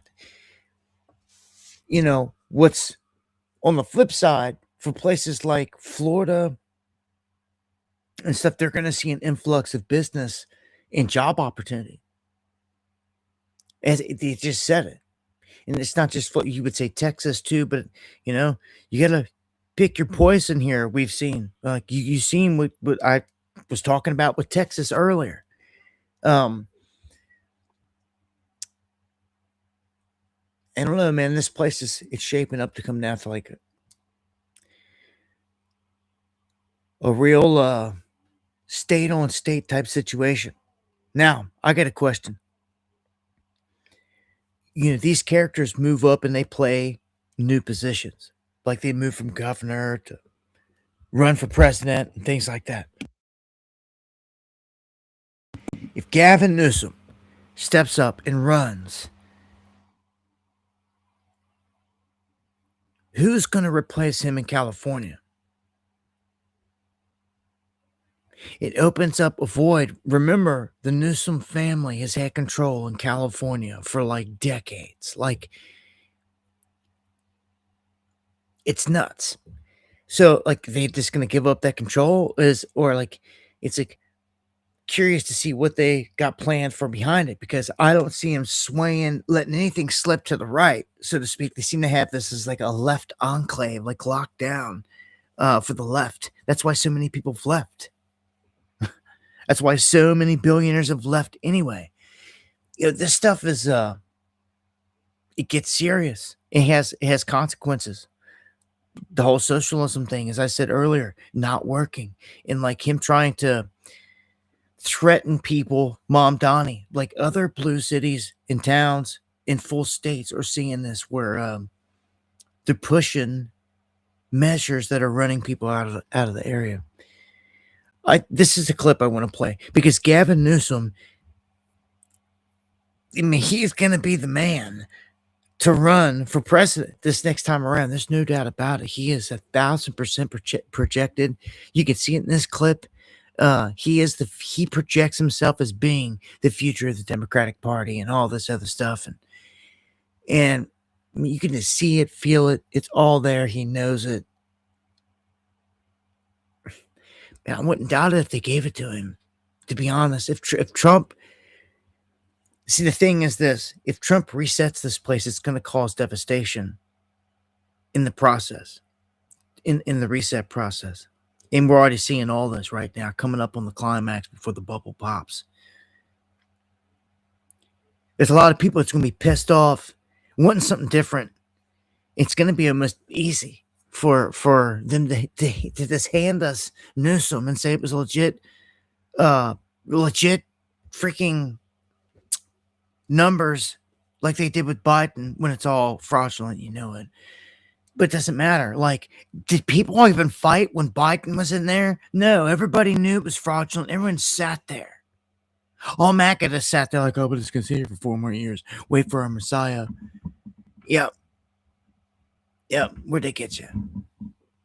They came out the closet and they were pedos. Yeah, this is bad. And I ain't voting for no real man cross his legs like that, man. Like, the other side, what they're going to say though is, but have you seen the stats from California? Good. What? Fourth largest economy. Let's go. Well, are they going to say good about gas prices? Are they going to say good about how high the rents are? Yeah. So many people live. I mean, there's a whole litany. I mean, the train, Gavin. Okay, the train. You got to get rid of the train. The train. I say this as a friend. You got to let that train go. You got to let the train go. It's up to 231 billion. No, it's not. That's just nonsense. It's not. We're doing $119 million segment. We got it back on track. It goes back 3 administrations. I inherited a mess. We put it back on track. All the environmental work is behind us. We're actually laying the track. All the legal litigation, all the land issues are all behind us. We're actually making this project work. The other side. I don't believe nothing. They say Bill Maher was busting his balls there or whatever, and coming down hard on him. And they're supposed to be friends. I wasn't coming down hard on him. Get out of here. All right, here's calls for Hegseth to go to jail, but it ain't never going to happen. But this is what the other side's saying. You notice Trump's not arresting Hillary, and no one goes to jail for nothing, so it's all a show. So,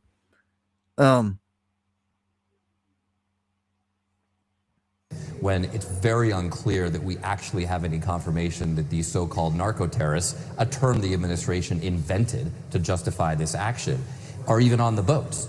I mean, in fact, there's a lot of evidence that these are just fishermen, getting jobs, piloting these boats, trying to feed their families. There's been press reporting on some of these individuals who've been killed, who are clearly not war criminals. And on top of that, we then have the strike where they came back and hit it again, a double tap, just purely to kill these survivors who were clinging to wreckage. It's interesting, Aaron, another historical analogy. Back in World War II, the Allies tried Nazi submarine captains for doing this exact same thing. And guess what the conclusion was? They got executed. Listen to that, Mr. Secretary.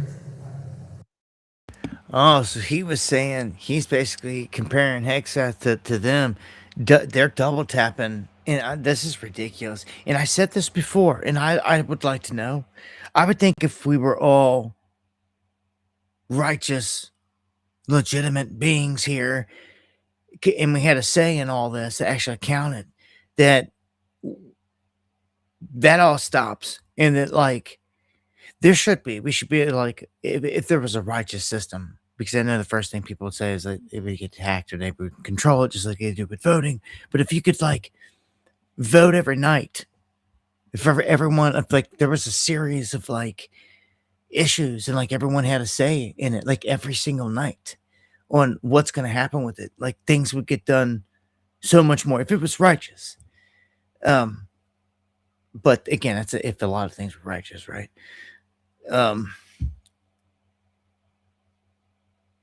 Double tapping migrant boats, or it's just, my problem with this is I have no idea who's on the boat.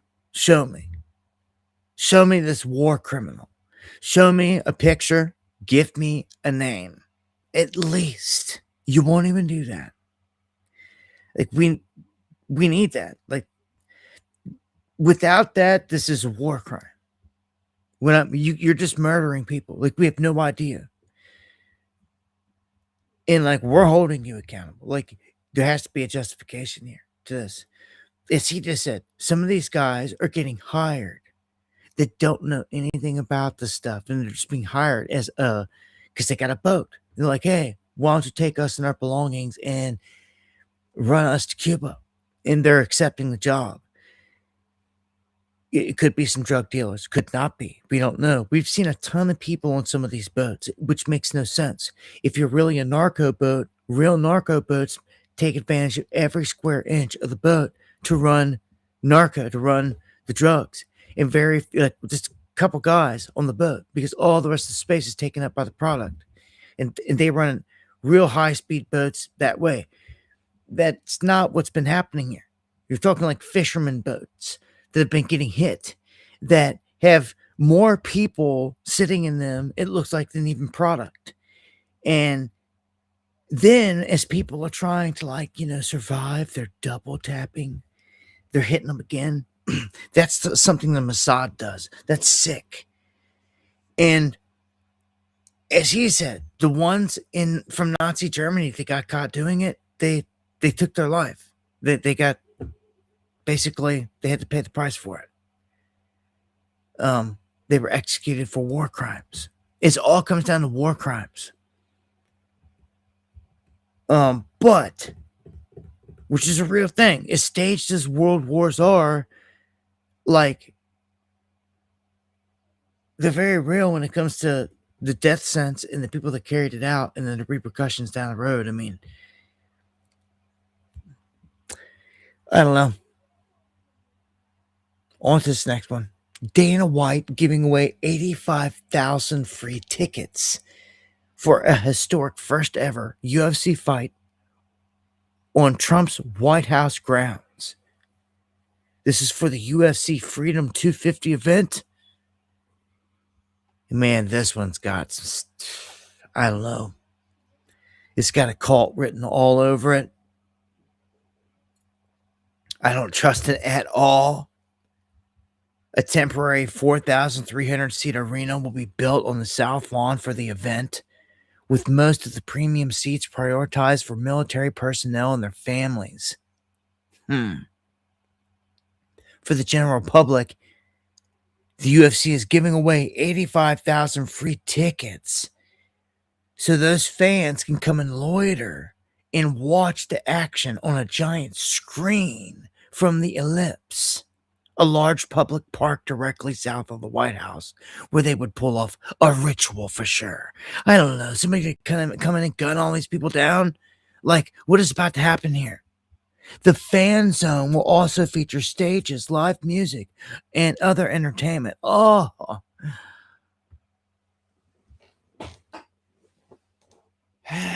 maybe it goes down without,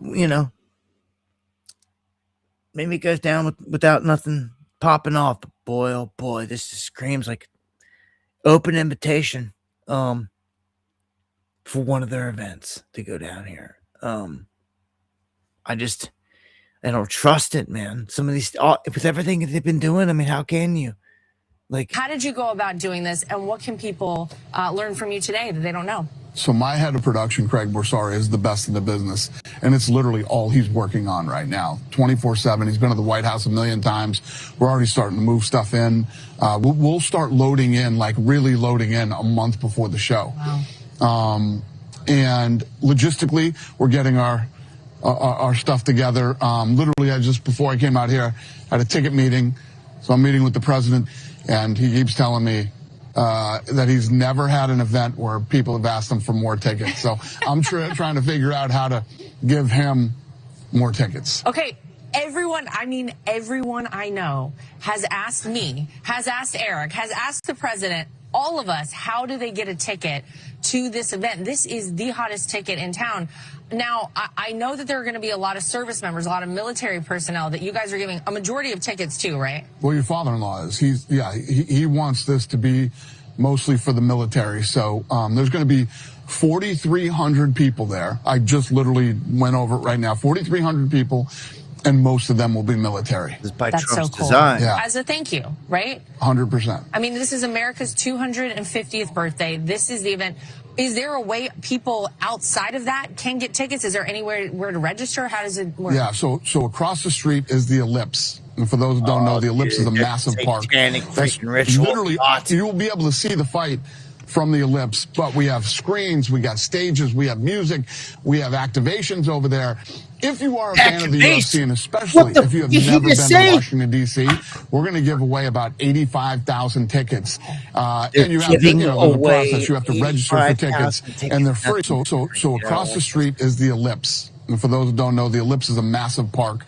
That's literally, you'll be able to see the fight from the Ellipse, but we have screens, we got stages, we have music, we have activations over there. If you are a fan of the UFC, and especially if you have never been to Washington, D.C., we're going to give away about 85,000 tickets. And you have to, there's a process. You have to register for tickets, and they're free, but you should come to Washington, D.C. that week, the week of the fight. We're going to be doing all kinds of things, in D.C. for fans, and it's really a cool city for probably most people have never been. And if you're a UFC fan, this is absolutely positively the time to come to DC. Dude, I swear to you.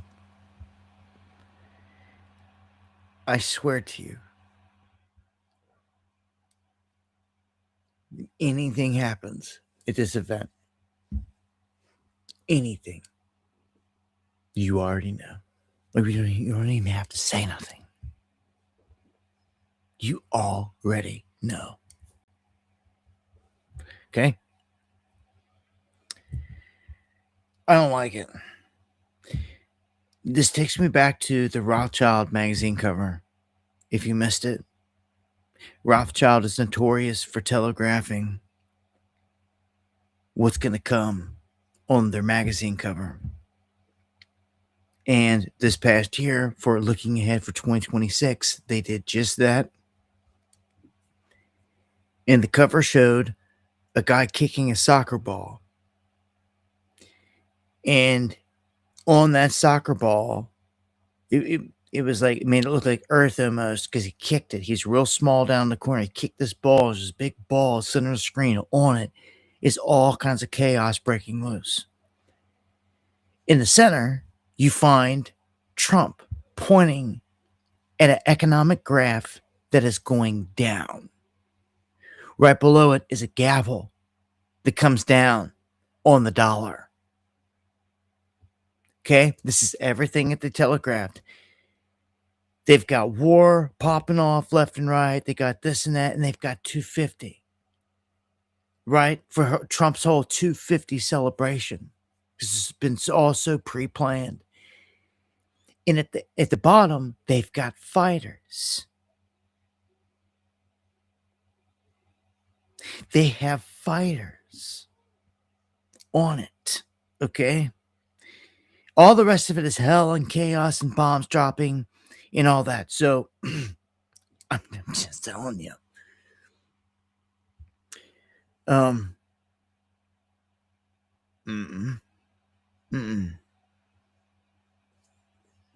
It's such a ritualistic moment.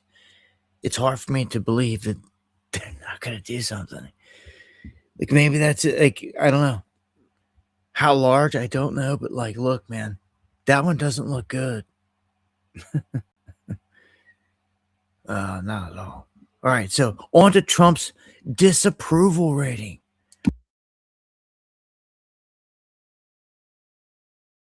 So Trump's disapproval rate hits a career high. This is crazy. Majorities disapprove how Trump is handling every issue measured. Everyone. I'm gonna talk about the disapprove here side, which is huge. 76%, starting off with the highest thing on the list here, the cost of living in the US. Followed by inflation. They don't want to admit or say none of this in the mainstream or at all, but when people are polled, this is what's pissing them off the most.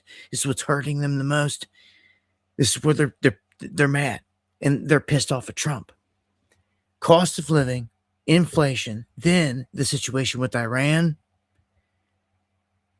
and along with that, the relation with U.S. allies. And of course, that's tied into the economy. Then taxes, then immigration, and everything with the border. But cost of living, inflation, the war, people pissed.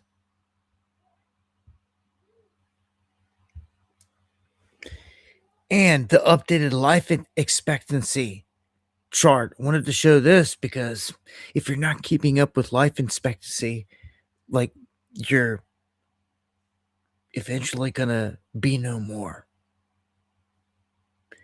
There's a threshold. If you're not keeping up with the threshold, you fall behind it and you stay there. Well, then eventually you disappear. Your people. That's why reproduction at certain points is critical.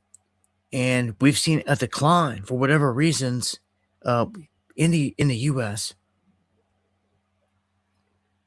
And here is the highest life expectancy clocking in. Well, you've got Minnesota and California out there. In New York, they have high numbers, but the lowest is West Virginia, 72. And I want to apply that across Europe in this next one because it's the same thing. You have to have a 2.1 in terms of the births per women to maintain a stable population level. And what's crazy is in Europe, no one, not one single country is doing that. No one's even close. Well, France and Bulgaria would be the closest, and they're still not close. Bulgaria 1.72, France 1.61. But you just wait and see. Fertility rate's one thing, but they're getting ran up in by migrants, which is a whole different thing. This is a mess. Europe, they've destroyed it. It's crazy. I don't know how much further this can all go and last, but you can see Ukraine has the lowest at 0.99. They're kidnapping people off the streets. Literally, for war there, it's that bad. It's that bad. They're kidnapping people broad daylight.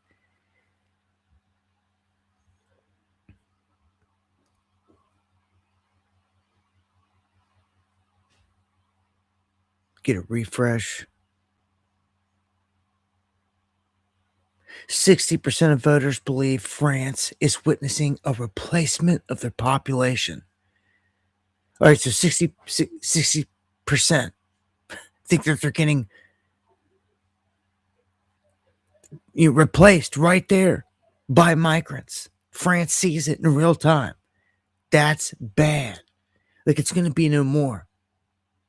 And look, when France is no longer the place that was vibrant because of the culture that existed there, people are going to stop coming because it's gone. You took out what was majestic about each and every place. The roots of Ireland, the roots of the UK, all of it, man. Like, all the places they've ran migrants up in. They've done this by design.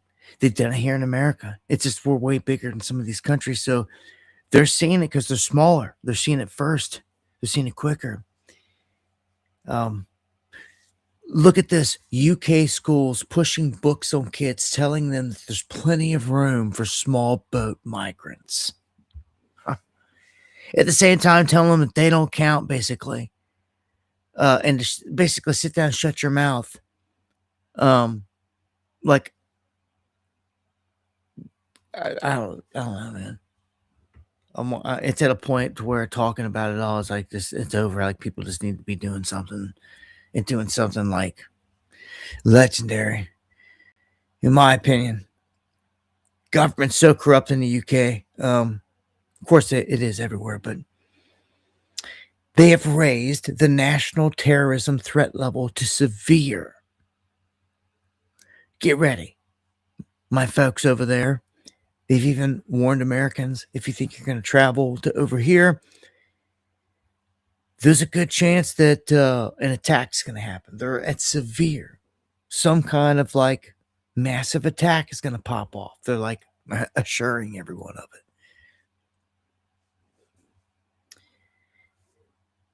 This is pretty crazy. A real estate browser extension in France provides immigration data overlay on their site, which is cool, and it's crazy, and it shows the truth. And the elite's got to hate this, but it shows the whole scam. You can toggle through it, and you can see the Muslim names. You can see modern French names, African names. You can go through and you can see all the numbers of all this stuff, and you can see just how bad it's infiltrated all these different areas. A lot of people are pointing out Europe is going to lose billions if the U.S. shuts down its military bases there. And it may happen. This whole thing with NATO, I don't know what's going to happen, but Trump keeps signaling like we're going to be leaving it. I don't know what's going on with Ukraine, but like we're like kind of, responsible for beginning and starting this whole thing. Like, to me, it's like you can't start a war of this magnitude unless it's all staged and hand it off to somebody else and like have no repercussions on the home front. Like, Russia has been fighting this on the home front. They're getting hit on the home front, like their capital, everything, high rises. America's sitting here untouched. So Ukraine has served as a proxy war this whole time for the West, for America. A proxy being a neutral or a battlefield area that you can fight this war, a battle out, but it not affect the home front, especially for America in this situation. So Ukraine is upping the game with drones. They hit luxury towers in Moscow, just miles from the Kremlin. Ukraine flexes. They hit much deeper into Russia, hitting the oil refineries, and they've caused what they're calling an environmental catastrophe after the oil complex there is dumping into the Black Sea and a state of emergency issued. So you got oil spilling into coastal waters to Apps facility, and it's not good. On the other end, look at this. Russia's oil revenues surge as the world scrambles for supply. So you would think that this whole thing would be designed to be hurting Russia. And I told you on the last stream at the end of it, this seems more set up to be, it looks like this whole thing is a rigged game set up where the US and Russia are actually buddies behind the curtain. And you've seen this at the end of World War II. They came out of the shadows, became buddies. They won World War II, and then they went back to their corners and act like they hate each other. But that's not the case. Like, they showed kind of like right there, they celebrated in Moscow together, all this stuff, had big meetings, and then all of a sudden went in separate directions. And I'm telling you, it's obvious why, because the world has to have a war machine. That's how they're making money. Russia and the US, first and foremost. They're selling military equipment to everyone. And when you're playing both sides, you run the whole thing. You run the whole thing. It's the beast in itself. Controlling the whole apparatus. You see, which Rothschild has been doing and controlling for decades, for those who don't know, funding both sides. They've been busted, caught doing this. And we know this is proof for people that's been living under a rock. So why wouldn't they be doing it now? Well, they are. It's all one big stage, if you will. That's why they call it theaters of war. But Russia's banking right now. They're selling tons of equipment, tons of missiles, all of it. And out of their own system at home, like they're getting so much money given to them, given to the government for war, just like ours does. And they're making a lot of money. So, like, look at the endgame thing here. Like, how's that? If that was really, if they were really the enemy, and it was all really that way, like, it would never happen like this. It would never allow the enemy to be making money like this. But yet the whole thing is set up to do just that. It's forcing everybody into Russia's hands. So they're selling oil left and right to everybody because you can't get none through the Straits of Hormuz. So they're benefiting from this major. China's taking a huge hit because they were expecting to be pulling a ton of oil out of Hormuz. And that's getting stifled. If anyone's getting hurt, it's Asia, big time. Russia, now the main supplier of oil to post-Assad Syria. And the same with India. Oh my. Despite, so hey, what? How are they allowing this? Because the world's a stage. Because the world's a freaking stage. How would Israel and the West dare allow this to continue? But They are. They're not hitting the shipments that are coming in. They're right there sitting ducks. All of them. They're not touching them because the world's a stage.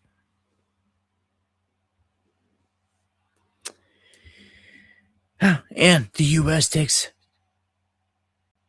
citizen money here and spends a ton of it on defense budget, right? More than any other country out there. I just want you to see that we spend a ton. Then you got China, and then you got Russia kind of behind it.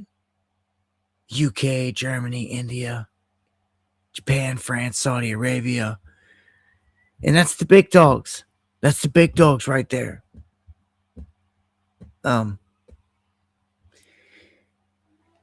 Same thing. Big war was to ever break out at this point. Russia would be the rug. If the U.S. and Russia at any moment connected, and Trump's already signaled that the moment that he's out of Ukraine, huge deals will be sparked up with Russia. It would pull the rug on China. You still have to take the U.S. down. There's no other way around it. Like, this place is coming down. There's no avoiding it. It's planned that way. So you can either ignore it or you can try to figure out, like, what is the event going to be and, like, the timing. Well, it's either going to be the financial reset or it's going to be lights out. The only other card, the third card on the table, is the release of a real pandemic. And boy, Eileen wouldn't think about that. Then they get everything they want. That's what this is all about. I hope you know that. You don't lose sight of that. You know, the whole reason you ran a beta test and you went through all this. You're practicing lockdowns again, and that's where this is going again with Hormuz. It's just another form of control of the people. So let's jump into the details of this, because we were supposed to be in a ceasefire between Iran, Israel, and the West, whatever, but that really didn't happen. A bunch of back and forth's been going on, and we started hitting small boats. Trump downplays it, and he calls it a mini war, and he guess that don't count. None of this counts. Ceasefire's still on. It's like, hold on. People are like, no, like, they're trading shots. UAE just got hit. Different places are getting hit by missiles now. Like, hold on. Like, no, the ceasefire is like over. And Trump like lives in his own reality over here. We have big ships that were said to have been hit tonight. And again, they're trying to deny it. Just like they lied. And they said that their aircraft did not get hit on tarmacs and wiped out. And then we caught them going to different companies and forcing companies, threatening them not to release satellite images of these spots, these war spots in their bases. Because if they did, it would show what we seen, what ended up getting released, is that they got wiped out and they lied. They lied. Caught lying through their teeth. They've had many assets destroyed, left and right, wiped out. They also pulled off another assassination. They didn't want to make a huge deal out of this one, though. It was a top Shia cleric in Damascus. That's inside of Syria. So they assassinated him. So this is another one. Another top religious person that they've taken out. These aren't just militant figures. These are religious militant figures, which spawns jihadist kamikazes, man. Okay, I'm telling you. And here's Trump bragging about the whole thing. He admits we're in there like pirates, man. After the White House came out and said, oh no, we're abiding by all rules. We'd never do anything like that. And his arrogant ass just comes and brags about it here. Full scale. And there was no response. Turn your ship around. Evacuate your engine room immediately. And you see all these guys running out of there. Now, they're 5 miles away, and one shot into the engine room blew up the engine room. The ship stopped. They used tugboats, and then we landed on top of it. On top of everything else, we then land on top of it, and we took over the ship. We took over the cargo, took over the oil. It's a very profitable business. Who would have thought we were doing that? We're like pirates. We're sort of like pirates. But we're not playing games because, you know, for 47 years, Iran has been pushing every... Garbage, 47, whatever. People, the zombies just sitting there clapping it on. So we're pirates now. Straight up. Out of his own mouth. Like, this ain't good, man. This dude is seen like a belligerent dictator out here that's drunk on all this. It does not look good, man. Like, just everything with him. It screams like the beginning of the end. Like, here, I hate to say it that way, but it's like, for real. He's doing it right in front of our eyes, man. He threatens Iran will be blown off the face of the earth as they send massive supplies. I dropped a video.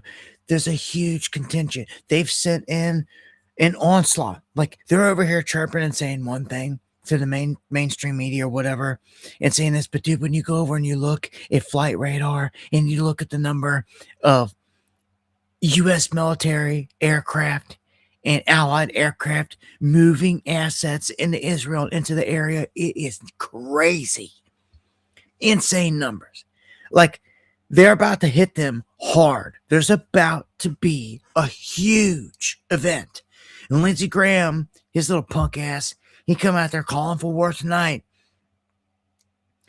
I seen these memes on him out there because they arrested Comey and indicted him for the 86-47, basically trying to, like, a threat to Trump. And then there was memes out there of Lindsey Graham of 69-47. He's a dude, that thing. He's a warmonger, and he's one of the neocons that's just, he's calling for major war, and he's calling for a costly, he even said it, very costly and quick and very powerful strike like the world's never seen. So they're talking, if you're going to drop a strike like the world's never seen, that's what they're prepping us for here now. This is going to be huge. And the people in these interviews were like, well, Trump, there's not much left. Like, what are you going to do? And he's like, I want to eliminate it. He's like, well, there's not much left. He's like, but I want to eliminate it. And it's just like, dude, like there's nothing but innocent people left in there. And it was like, he was just stopping himself short of saying, well, I want to eliminate it. It's just like, dude, somebody smack that dude awake. Like, you know, like he's falling asleep over there. Like, get up. And all this, I don't know if it's a problem he's having. Like, if he doesn't look awake.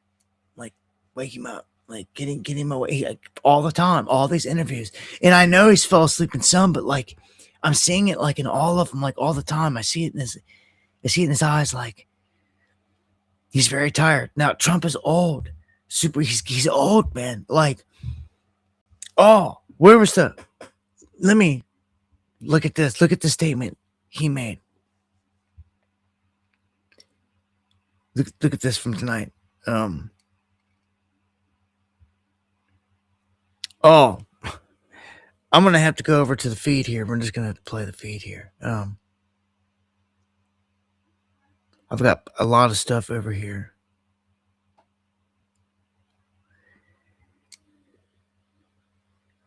All right, here it is. This is a tweet off of Polymarket, and I tweeted out, it's kind of short. It said something huge is going to pop off that lets him remain in power. But this is what his said. Trump says that he will get out of office 8 or 9 years from now. That's him. That's his statement. Okay. Now, Polymarket put this out because people are saying, you know, it says there's a 6% chance Trump will repeal the term limit this year coming up, basically saying that he's going to try to affect the rules to stay in there longer. Now, I see it as something different. It strikes me as something different. It hits me as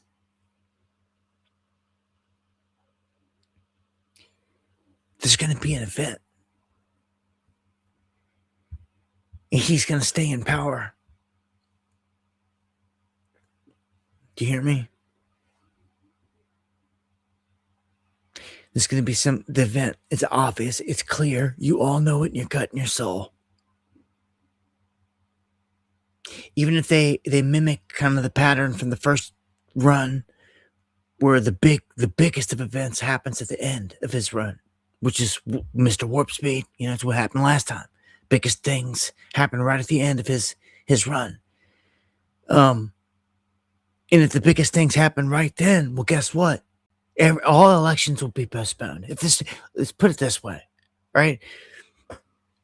If the lights get put out, Trump remains in power the entire time.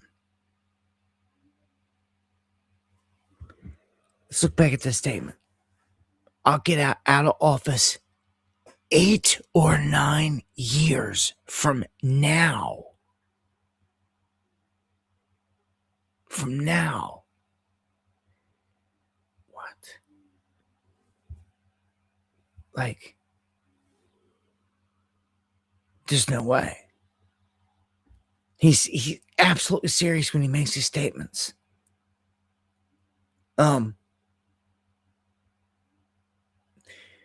something's gonna happen, man.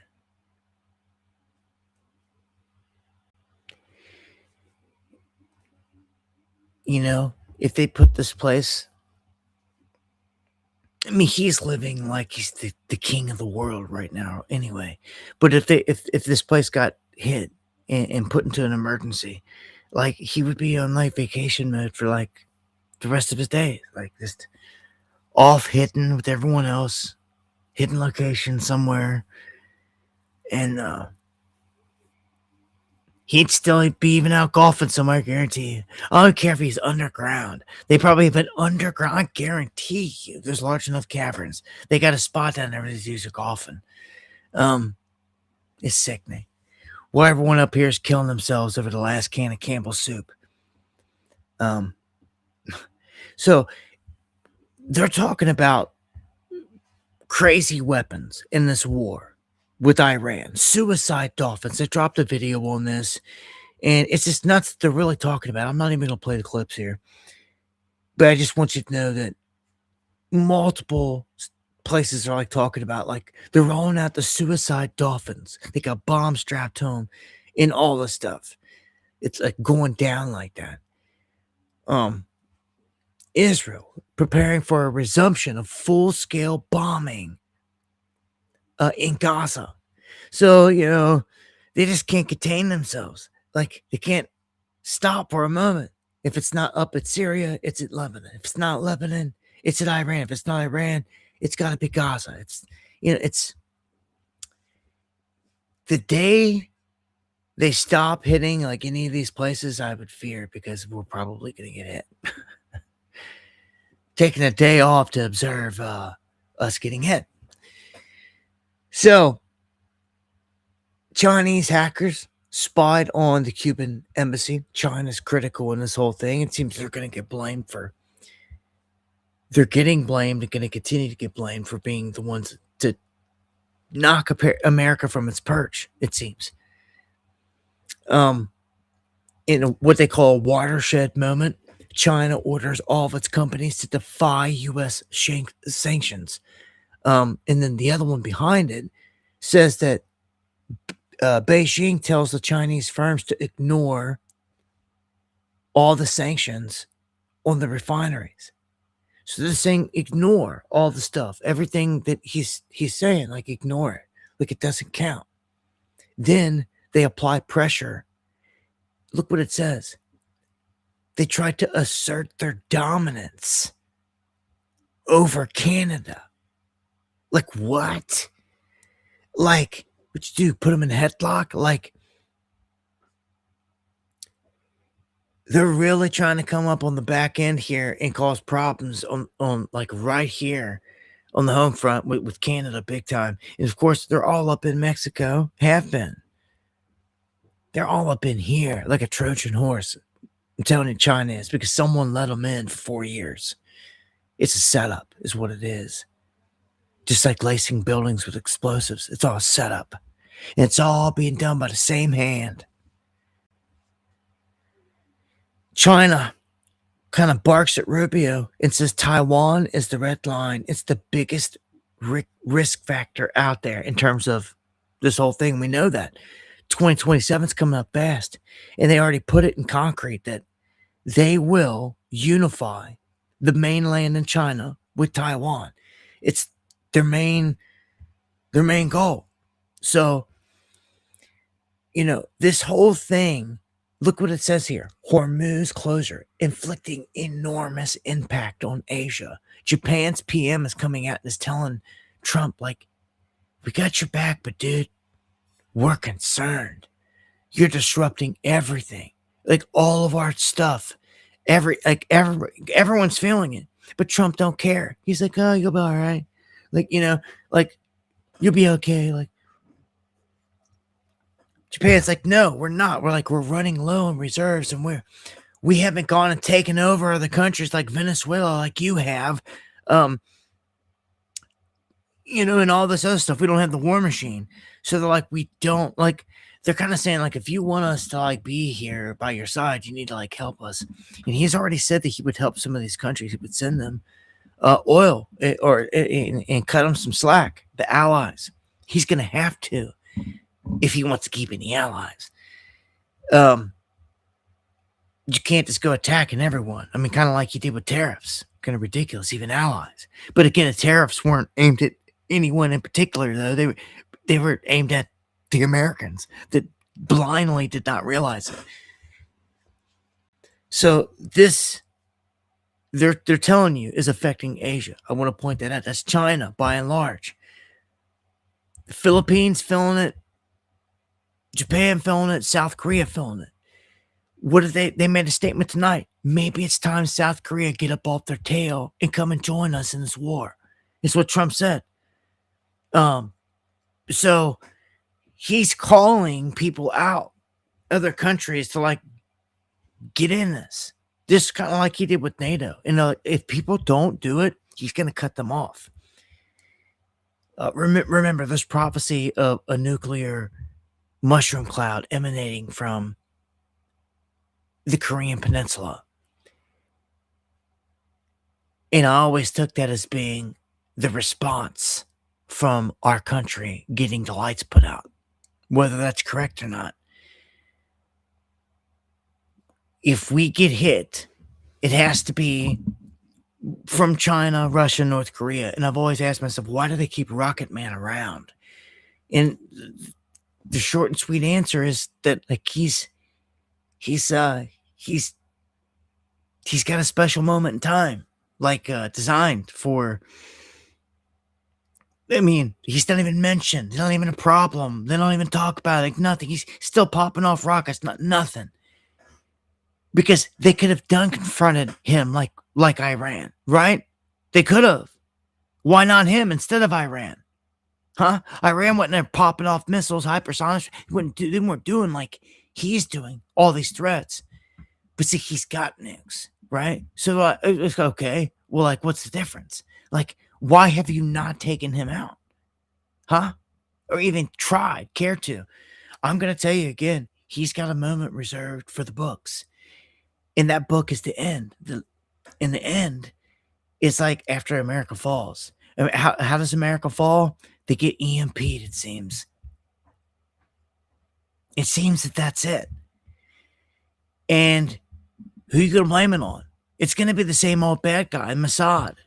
Same old ones behind it, just like they told us and telegraphed. But like, for the books, they're never going to tell you that. Did they tell you the Mossad did JFK in the books? Hell no.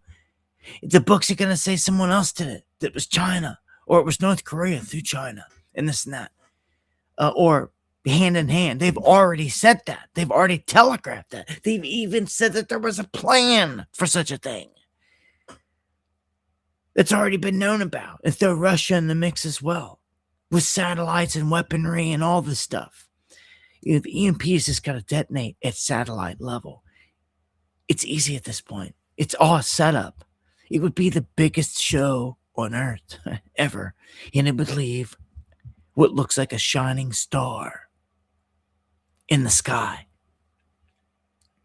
In North Korea, what are their satellites called? The Shining Star satellites. The ones suspected of being EMPs. So I'm telling you, it's all been sitting right there in front of you. And like, if we get hit, like, you would never know it. Maybe you hear it over the emergency radio. Maybe you hear it in an underground area somewhere. I doubt it, but maybe. But like, they would hit them in response for the books. They'd be like, well, our military said that was. Because if a satellite goes off, they're going to know what one it was. And they're going to strike. You understand? They for surely will. The blow that brought down America, the response will be a nuke somewhere. And I can't help but think that it's reserved for them. I wouldn't be anywhere near that Korean peninsula. Because I got a feeling they could catch one all by design. And it's like sacrificial. It's all part of ritual. And like Kim Jong-un is all part of this whole scheme and scam and all that.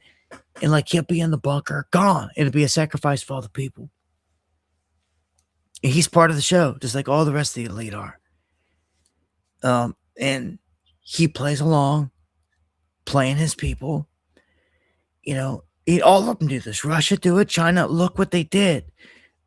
Did Russia and China stop at locking people down? Hell no. They all locked people down. That's what you need to see. It's all a scam. And when you have the eyes to see that, you see, you're all in on it. And then you can't forget that. Yeah, they all pushed the inoculation. They all pushed the jab on people. They sure did. Lockdowns, all of it.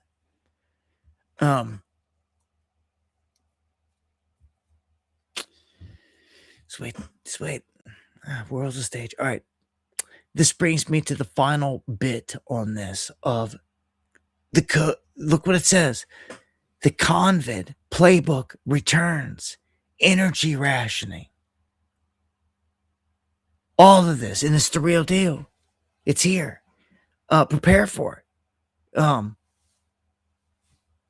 of like boiling the frog at this point. It's kind of slow cooking, but I think it'll pick up with heavier war. And I think we're going to see that here anytime, to be honest with you. So, energy rationing is happening in a lot of countries, in a lot of different places, even though you're not seeing it here yet. Just wait. We're in a massive, major drought situation here. Not looking good.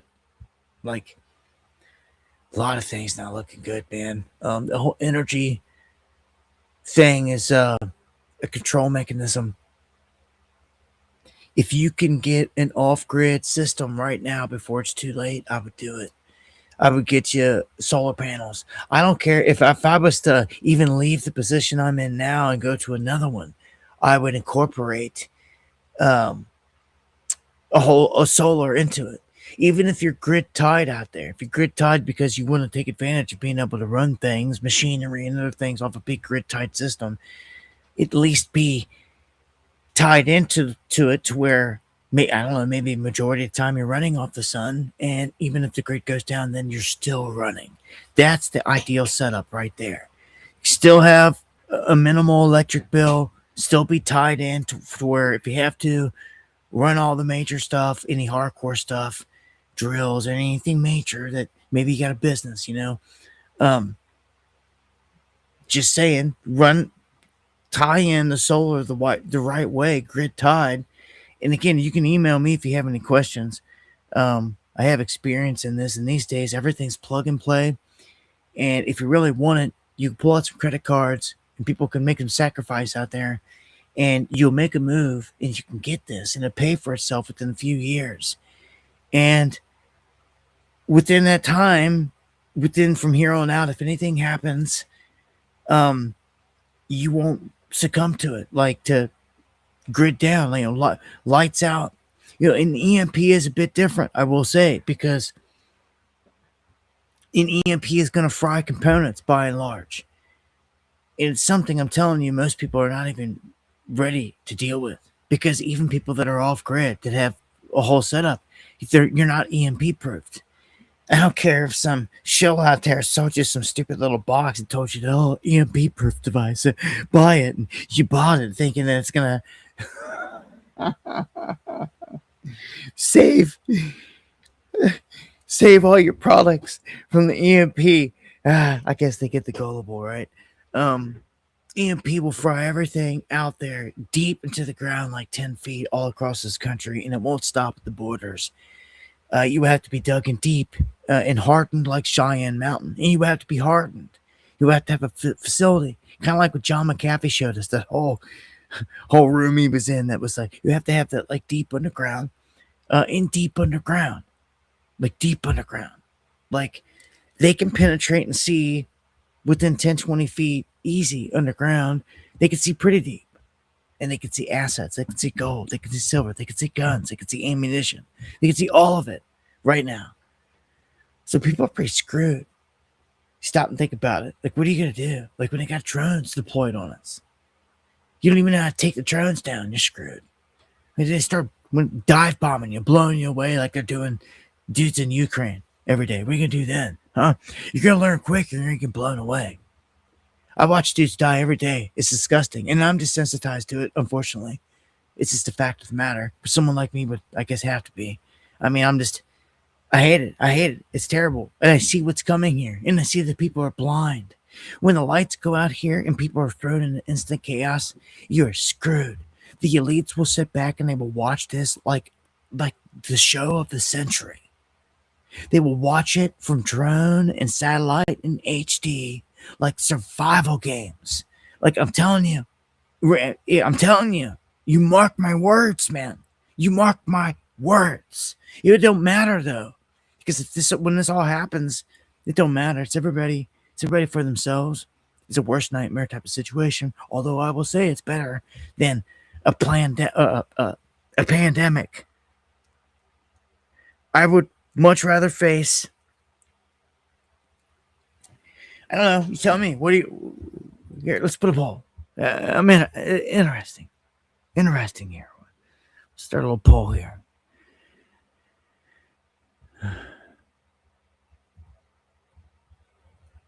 Which in time would you rather face first? All right. So, what end time event would you rather face first here? Huh? EMP. Real pandemic. Yeah. Deathly is the key word there. And we're going to add an option. It doesn't get much more brutal than those two.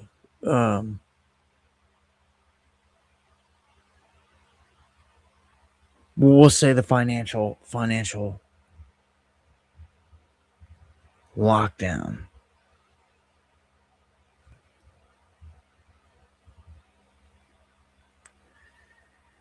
Which end time event would you rather face first? There it is.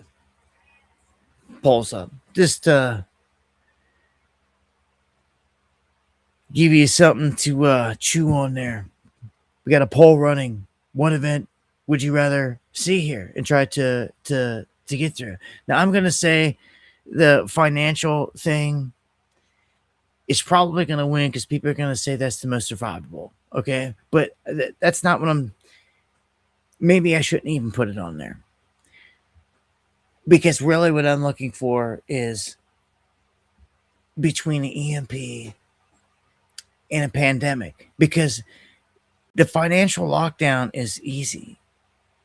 I mean, okay, so I could see that. So what I'm going to look for, and it doesn't matter if it wins or not, I'm still going to be looking at the percentage between EMP and a real pandemic. So that's the real thing here for everybody listening and voting right now. Is I want to see which one you would rather face there. Would you rather try to live through an EMP or through the pandemic? All right. Again, I'm going to ignore the financial lockdown. So anyone that's kind of voting for that, I'm ignoring it. Just know that. So you can vote for it all you want. I'm not even looking at the statistic, even if it wins, because it's not.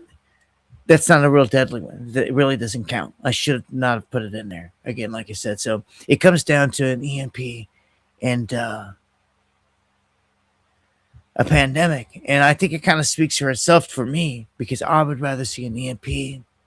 I don't want to see an EMP. Don't get me wrong. I don't want to see it because it changes everything. It's like life ending.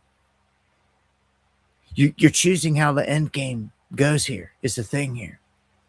You know, financial whatever is kind of like a precursor or a sub event. Definitely wouldn't be nothing like an EMP or a pandemic. The implications. All right, so let's look at it like this. Pandemic would be advantageous to the government largely. They would clamp down huge. It would be instant, like a gunpoint, and everything that they've practiced thus far, that you've witnessed them beta testing, you would understand then why we went through all this. Even them rounding up migrants, and they got ICE gangs rounding up people. It was all for practice of rounding up people. Can't you see? It's the same people that locked it down, man. Can't you see? They just needed a valid excuse to do it in front of your face. So they got open teams in America going in all over the place, rounding people up. It happens every day now. Like it's normal, commonplace. Are you kidding me? Yep. That's police state America. Okay. So, pandemic happens. This place is locked down cold. Like instant. Moment you see it on TV. It's over. Over. You won't even make it out to the store again. You won't even make it to, it'd be over when it hits. You won't want to anyway, because this time it'd be the real one. You won't want to go to the store because bodies already be dropped there. It'd be deadly. All the food be contaminated to some degree. You won't know what's contaminated or not. You'll be risking your life. One basket of oranges could be contaminated. You don't know. You don't know nothing. Is it worth risking your life? Well, when you see bodies dropped everywhere, it's the last place. Life will be different. And it'll be a head buster for all the people that lived through the fake this past time and stood in line to get toilet paper. My ass, there won't be no lines. There won't be no lines. Won't. You'll risk your life for that? That's the reality. That's when it all sets in. That you lived in a big scam. You lived in a big scam. Because when a real one hits, you won't go to none of these places. They'll be deadly. Duh. See, anybody stop to think about that? People are so stupid. That's the scariest part, is people are so stupid. Satanic dances happening in hospitals, and they open up coliseums basically in ships for people to come in, and like nobody was coming into them. Yet we were, you know of everything that happened. We lived through but dude, imagine when it's real. Imagine when they have warships and I don't know, why would you want to go on the ship? Look at what we saw tonight. Even to get tested, if they suspect, what are they gonna do? Oh my gosh, They'd probably round you up and put you on a ship and send you out to sea if you were pure blood. And sink it. Look at what the story was tonight. We have a deadly cruise ship outbreak, and they've parked it anchored off the coast, won't let nobody come on the land.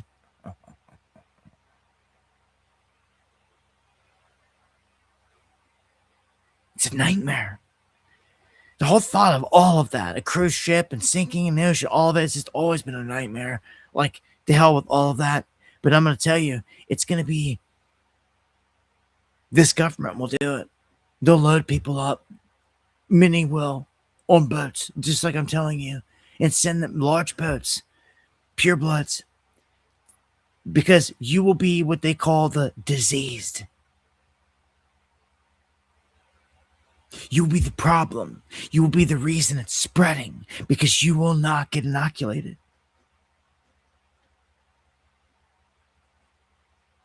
That's the nightmare that comes with the real pandemic. And instantly, they're inoculating you with the 666 Luciferus that you can see because it glows in the dark. And it is the mark. It is the move. It is the move. Rolled out globally, they get it. It's the only way you can do it. It is the only way you do it. It is the only way you can force people at gunpoint to make a choice to take a mark or not, or death. That's why it is so scary. It is the freaking end time, like lockdown on the people event. And if you make it outside of it, if you make it through it, well, you'll be a nomad. Like you could never be known. Because if they ever known that you existed, it's like hunting purebloods. You are a problem for years. It will be that way. You will be a problem. You will be a spreader. You will be one that kill people. It'll all be blamed on you. You.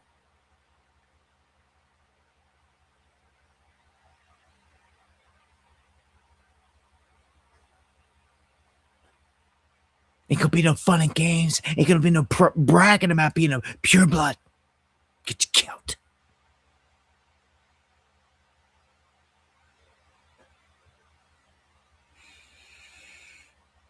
That's real. That's the truth. That's what's coming in the future. Whether I'm here or not, that's what's coming. Bank on it. Because they're going to. They're going to bank on it. Bill Gates, Trump, what they have a meeting talking about this past year. Wasn't about how Gates is going to go to jail for anything. It was about how they could make money on mRNA.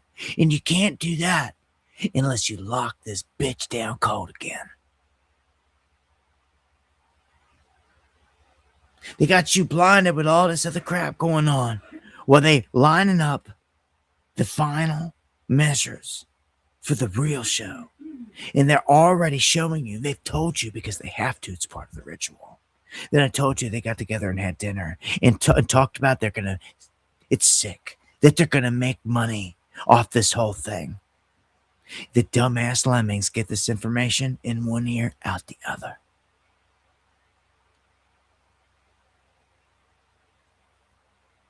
At some point, you have to wonder. Yeah. And you see, the people's ignorance and their stupidity is what's going to get them killed.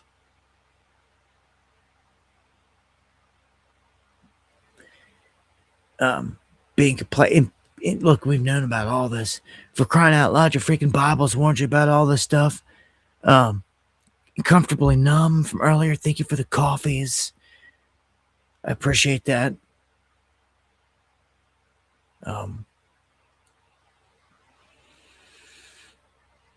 I keep going back to that Trump statement. 8 or 9 years from now,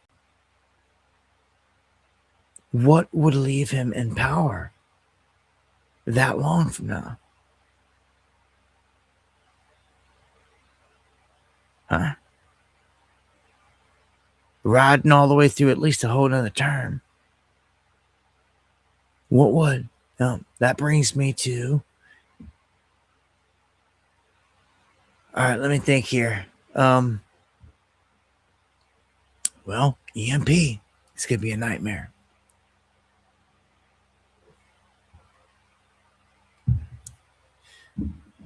Now, if you're the bad guy, which one's better? Which one's more advantageous? Which one's better if you're the bad guy? Huh?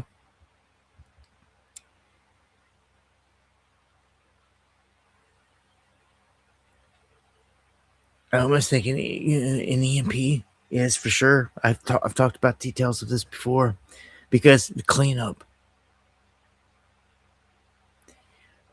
Anytime you got an invisible enemy and you got disease out there and it's like a movie or a video game or something crazy like that, like a nightmare, you never know. It's paranoia on a whole nother level. And this is why you get troops to easily put guns on people and you show a mark because they know when you're in a deadly situation, it changes. That whole atmosphere is insane. You instantly have hostility in a release. If you have an EMP, you let everybody kill themselves. You don't have to worry about an invisible enemy. So even if I'm the bad guy, an EMP is kind of where I'm going. The downfall of this is you're frying the infrastructure. So you have to be ready for this. Well, wouldn't you know, they are. They just so happen to be sitting there primed, ready to do just that. They've said it and admitted it, got a plan and everything. So before you can build new, you have to rip down the old. And this is almost like a controlled demolition. I swear to you. I swear to you. You better hear this and feel this with your heart, man, your soul. Controlled demolition.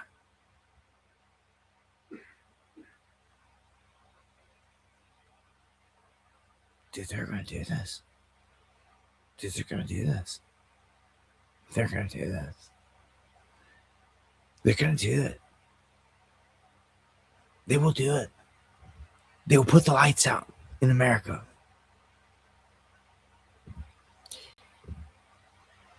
It's like destined. I hope you're ready to survive this. You'd play this first and foremost, definitely. They telegraphed it, for crying out loud, over and over and over and over again. They haven't been telegraphing another, deadly release of something. Although it's possible, right? They've telegraphed literally, like Iran did in the Lego video, an EMP. And they told us who was going to do it. Because they have to. So, our small little remnant here that gets it, when this all happens, we'll know. But the rest of the people will be running around like a chicken with their head cut off out there. It's going to be bad. Like, I'd spend some hours kind of thinking about this before you go to bed some night. Like, what do I really do when the lights go out here? Like, I can't even do laundry. I can't even, like, what are we going to do? Like, what are you going to do? Like, it's a good idea. It's better late than never, I guess. But what are you going to do? Like, some kind of system here. Like, when the whole thing shuts down. You could go as far as to buy solar panels in the solar system and, like, stick it in the EMP room. For this moment. To be honest. Those components wouldn't be fraud. Any component that would fry in your house, you would have to be stored and ready to be replaced. But all your copper wiring, all that stuff, it's all going to be there. It's just going to be the transistors and circuits and things like that. Your whole fuse box that would need to be replaced. Anew, if you had everything anew and not fried, it would work. Simple. It's dodging that bullet, right? So when the grate goes down, you better be ready. All right. So I didn't throw in also disclosure or an alien event because I don't know. I just think that those are, I don't know. I feel like those are easier to navigate. I feel like the worst ones are a deadly release, which is the worst, in my opinion, and then the EMP. So I would rather see an EMP. And I look down, I see EMP is leading the poll at 46. I think so. Most people agree. Only problem is like, so your government would rather see that. When you sit down and you play it out, put yourself in the shoes of the baddies. That's what is better. You would rather face that. The cleanup's easier. The reset is easier. Longer, maybe not. It definitely has to play out. It's definitely going to be a nasty thing. It's definitely going to be a nasty cleanup. You're going to have volunteers come in. This is why I said you'll see like China and Russia coming in helping. That'll be the ironic part, or something crazy. Universal teams of people sending help. Maybe at first they don't know who did it. Like everybody's sending help. It doesn't matter, right?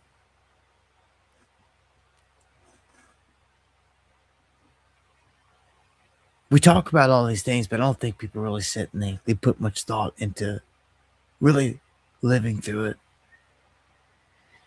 Your car won't start. You're on foot. Let's start there. You got any bikes? Could be worth gold. Of course, if you're riding a bike down the wrong area around the wrong people, they can just shit you off of it and take it. So, where are you gonna ride that bike? What store? How secure? Everything along the way. What stores? Stores are gonna get robbed. They're gonna hit first. It's gonna be war zones, and people are gonna make note of who hit it if they can, if they're not masked.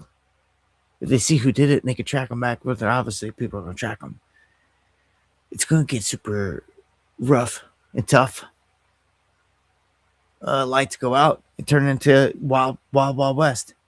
With no cops around, no one's coming to help you. It will turn into the wild west real quick. And imagine every single city doing this, not just in America, but also in Canada, in Mexico.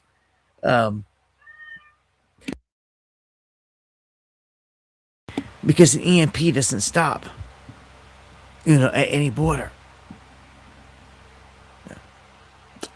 So, I am going to switch off into the last topic, and I'll shut down the poll here before we end and give an update on that. But the whole topic of alien life disclosure is another big card, one that I think is going to be played. Now, timing is like everything here. Like, what's more important to them? All these agendas and everything else. Well, you can't go on the TV and tell everybody about this big disclosure announcement if everybody's in the dark.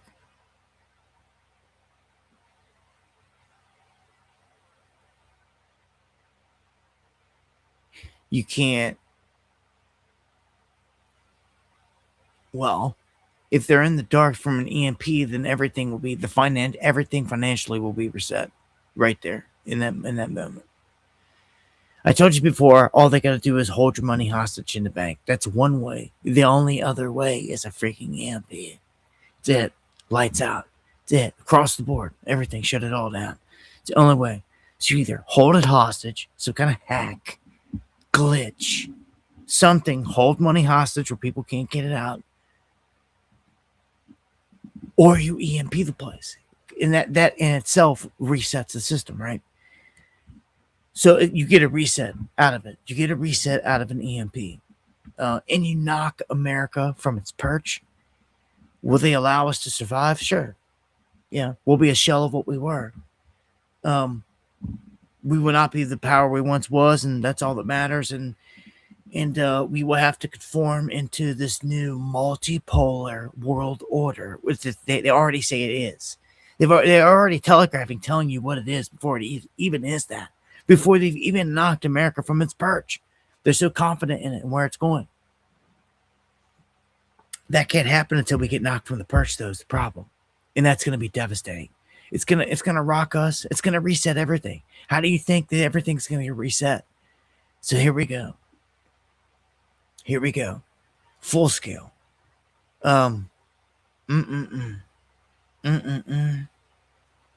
If I wanted to make an announcement on disclosure, maybe you save it till after all this to whoever's left.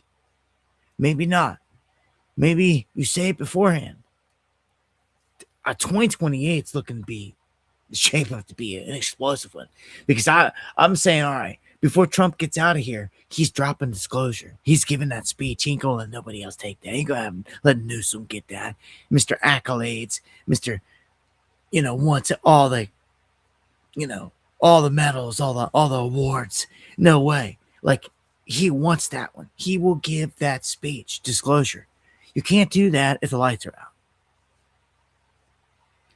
Lights out is going to be an event. Another reason I lean toward lights out is because that would leave Trump in power for years. Years. At least it would take 3, 4, 5 years before anything got built and back up online. In every single place they went, it would be cleanup and it would be clamped down. It would not be clamped down, though, in the sense of like lockdowns, like a disease being spread. Troops would still be going around, but it's a little bit different. If you had troops going around after this whole EMP thing, 2 months, it's largely cleanup. It's largely cleanup of dead bodies. Anyone that's out there is it's one of two things. They're going to see you as a hero, or they're going to be trying to kill you. So the military, UN, would be coming through here, and anybody that sees them coming that's depleted is going to be waving a white flag and going to be running right toward them. Now, who knows what the mentality of these people are going to be? Maybe they're like the Mossad. Maybe they're just going to shoot you and kill you anyway. Who knows? But they're definitely going to shoot and engage any pockets of patriots that are still left. And I'd say there'd be a good bunch spread out, thick pockets. I'd say that's the war. Problem is they're going to roll out drones on you. They're on us. And it's going to be all hell. And we're going to be ill-equipped to face it because no one fucking prepared. It would sat around watching fucking shows and no one spent the weekend getting ready. That's why people suffer. I'm over it. I'm done getting pissed off about it. I've done been pissed off as it can get. And B, it doesn't change anything. It doesn't matter. Doesn't change nothing. Not until people show there's a difference in them and they start making change out there and doing things and showing it, and like, yo, Dabu, I've had enough. Like, we're having a protest, we're having a get together, we're doing this. But until I start to see that, like, nothing's happened, nothing changed. If nothing happens soon, plug gets pulled, lights go out, something happens. I think you'd be kind of crazy to think that one of these huge events isn't going to go down. I'll take disclosure first. Give it to me. Give it to me. But disclosure is going to whip people into it's a whole different thing. They can clamp down globally in a whole different way. They can say, you got to cough up all your weapons. And there's no need in trying to hide them because these guys got the technology and can see all of them. It's what they're going to tell you. Are you ready to face that? They're coming for you in all these different ways. You've got all of us right in front of us, stacked up. So, again, take your pick. But it's like, go ahead and get the ET card out of the way. See how you're going to play this. Get them out of the way. Get out of the way. Let us know they're running around here, the terrors, this and that. Show your hand. How you go? You're already letting us know we're the bad guys.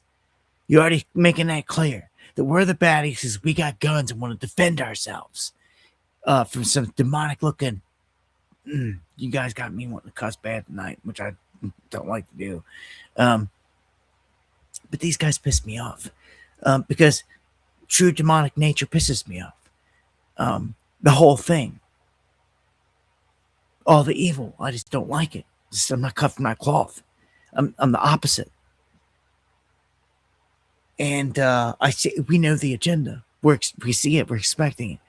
So I don't know. Give me that. At least I guess. I don't know. Look, I mean,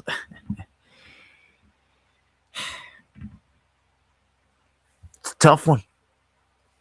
You wake up tomorrow morning and it's new bird flu's got everything locked down. 50% kill rate. At least you can pick up a phone. You can call family, friends, talk, try to figure something out. Right, plan, orchestrate something.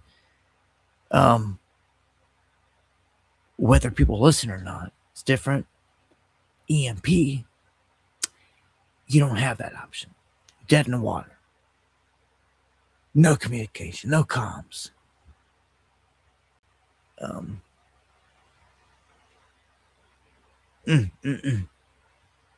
lot of people say they'd rather see an EMP. I'm going to end the poll here tonight, bring it to a close. Damn, we're past top of the hour. Nobody wants a piece of the real deadly pandemic. That's what I thought. Nobody wants a piece of it. Everybody would have rather opted for the financial lockdown. No one wants a piece of that. A real deadly pandemic.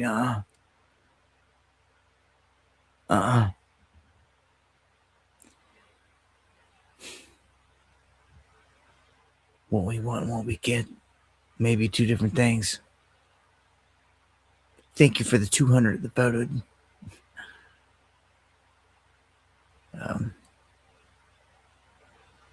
Yeah.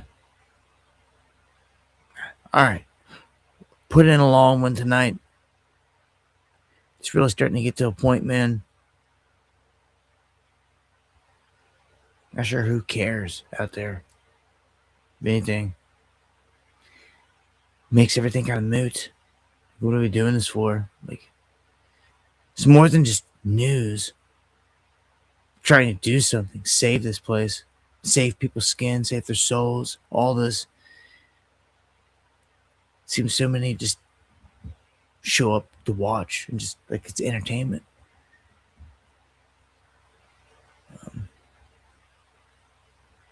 I don't know. As I start to see people in this life that want to know the secrets, I'm going to personally extend the olive branch.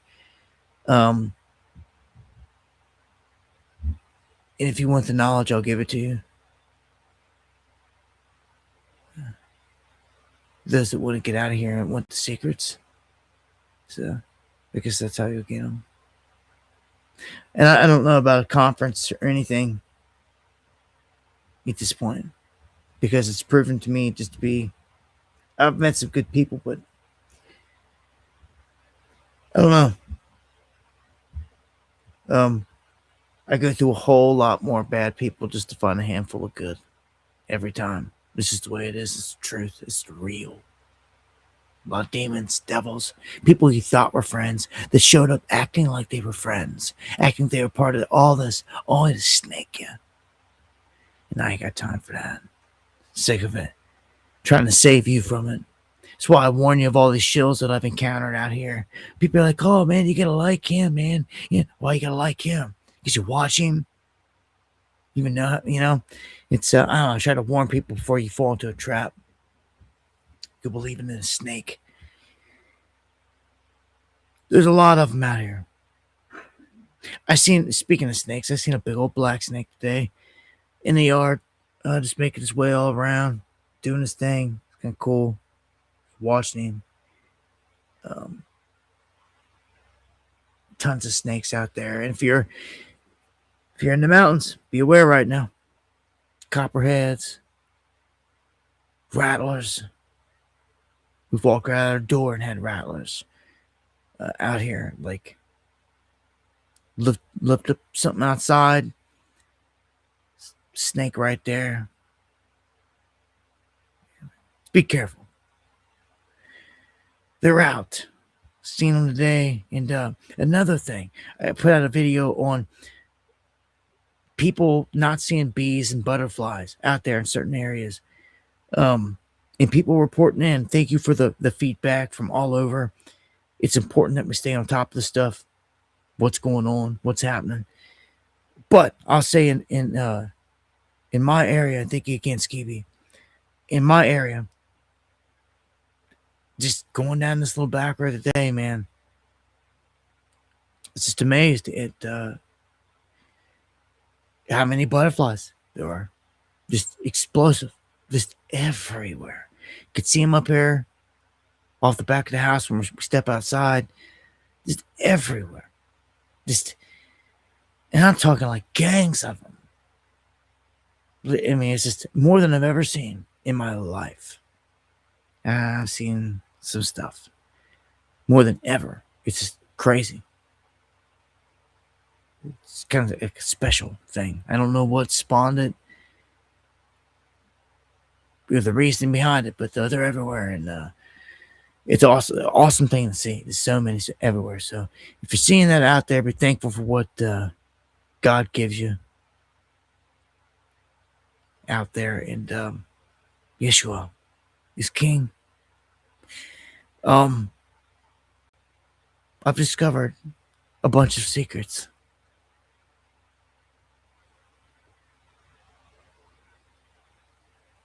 And if I say anything right now, they kill me.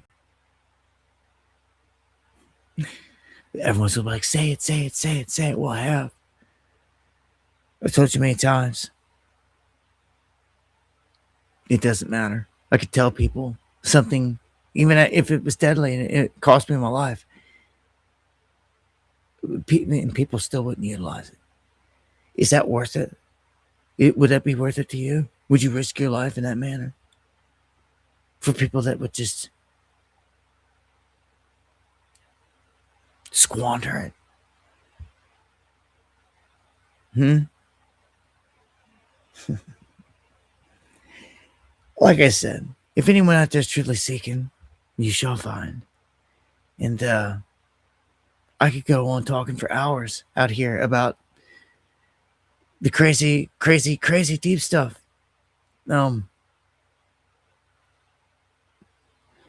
But again, only if you want it. And then we'll find a way. Even if it's got to be behind closed doors to a select crowd, I'll do it. Speak open and freely. But I'm quite sick of doing. Matter of fact, I was warned not to do it by the Lord God Himself, Jesus, not to cast jewels amongst swine. Okay, so you don't consider yourself swine. You shouldn't take any offense to any of that. Well, point is like doing all this for people that don't appreciate it. So if people really want it, they can come get it.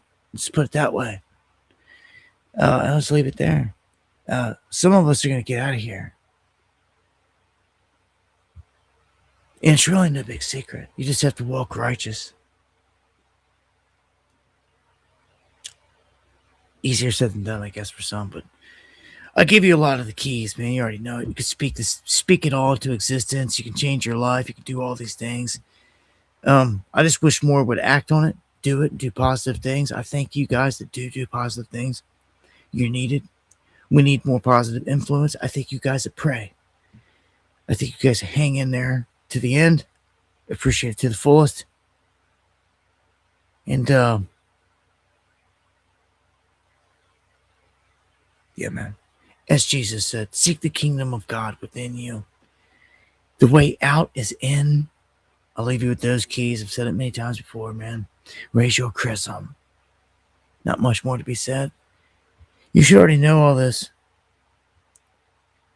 But again, holler at me if you want to know more. Life's short.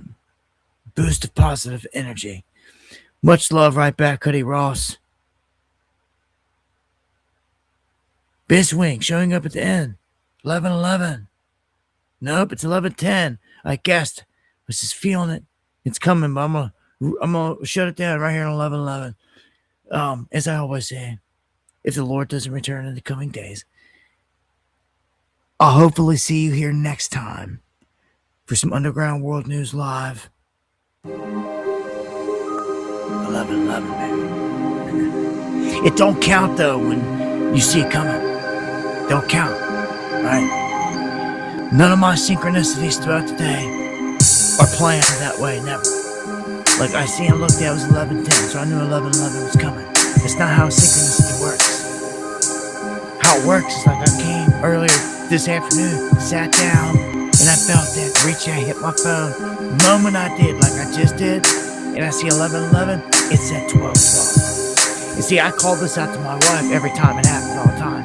I say as much as possible. She sees it, or we see it. It's constant. Synchronicity is the other side telling you you are on the right path. You understand? There are Jed archons trying to stop you from getting out of here. And I wish you luck, man.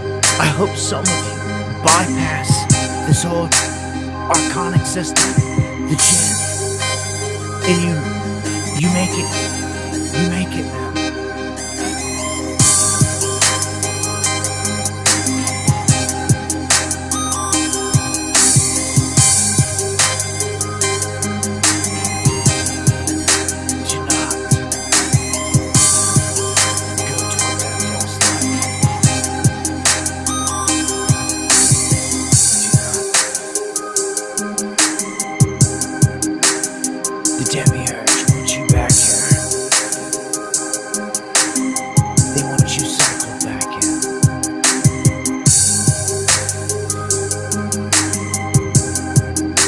Don't let a soul, if you lived a righteous life, don't let a soul tell you, no entity tell you, that you could have done better, that you should cycle back in. You have more to prove. Do not do it. Even if it looks like granny, you do not do it. Do not cycle back in.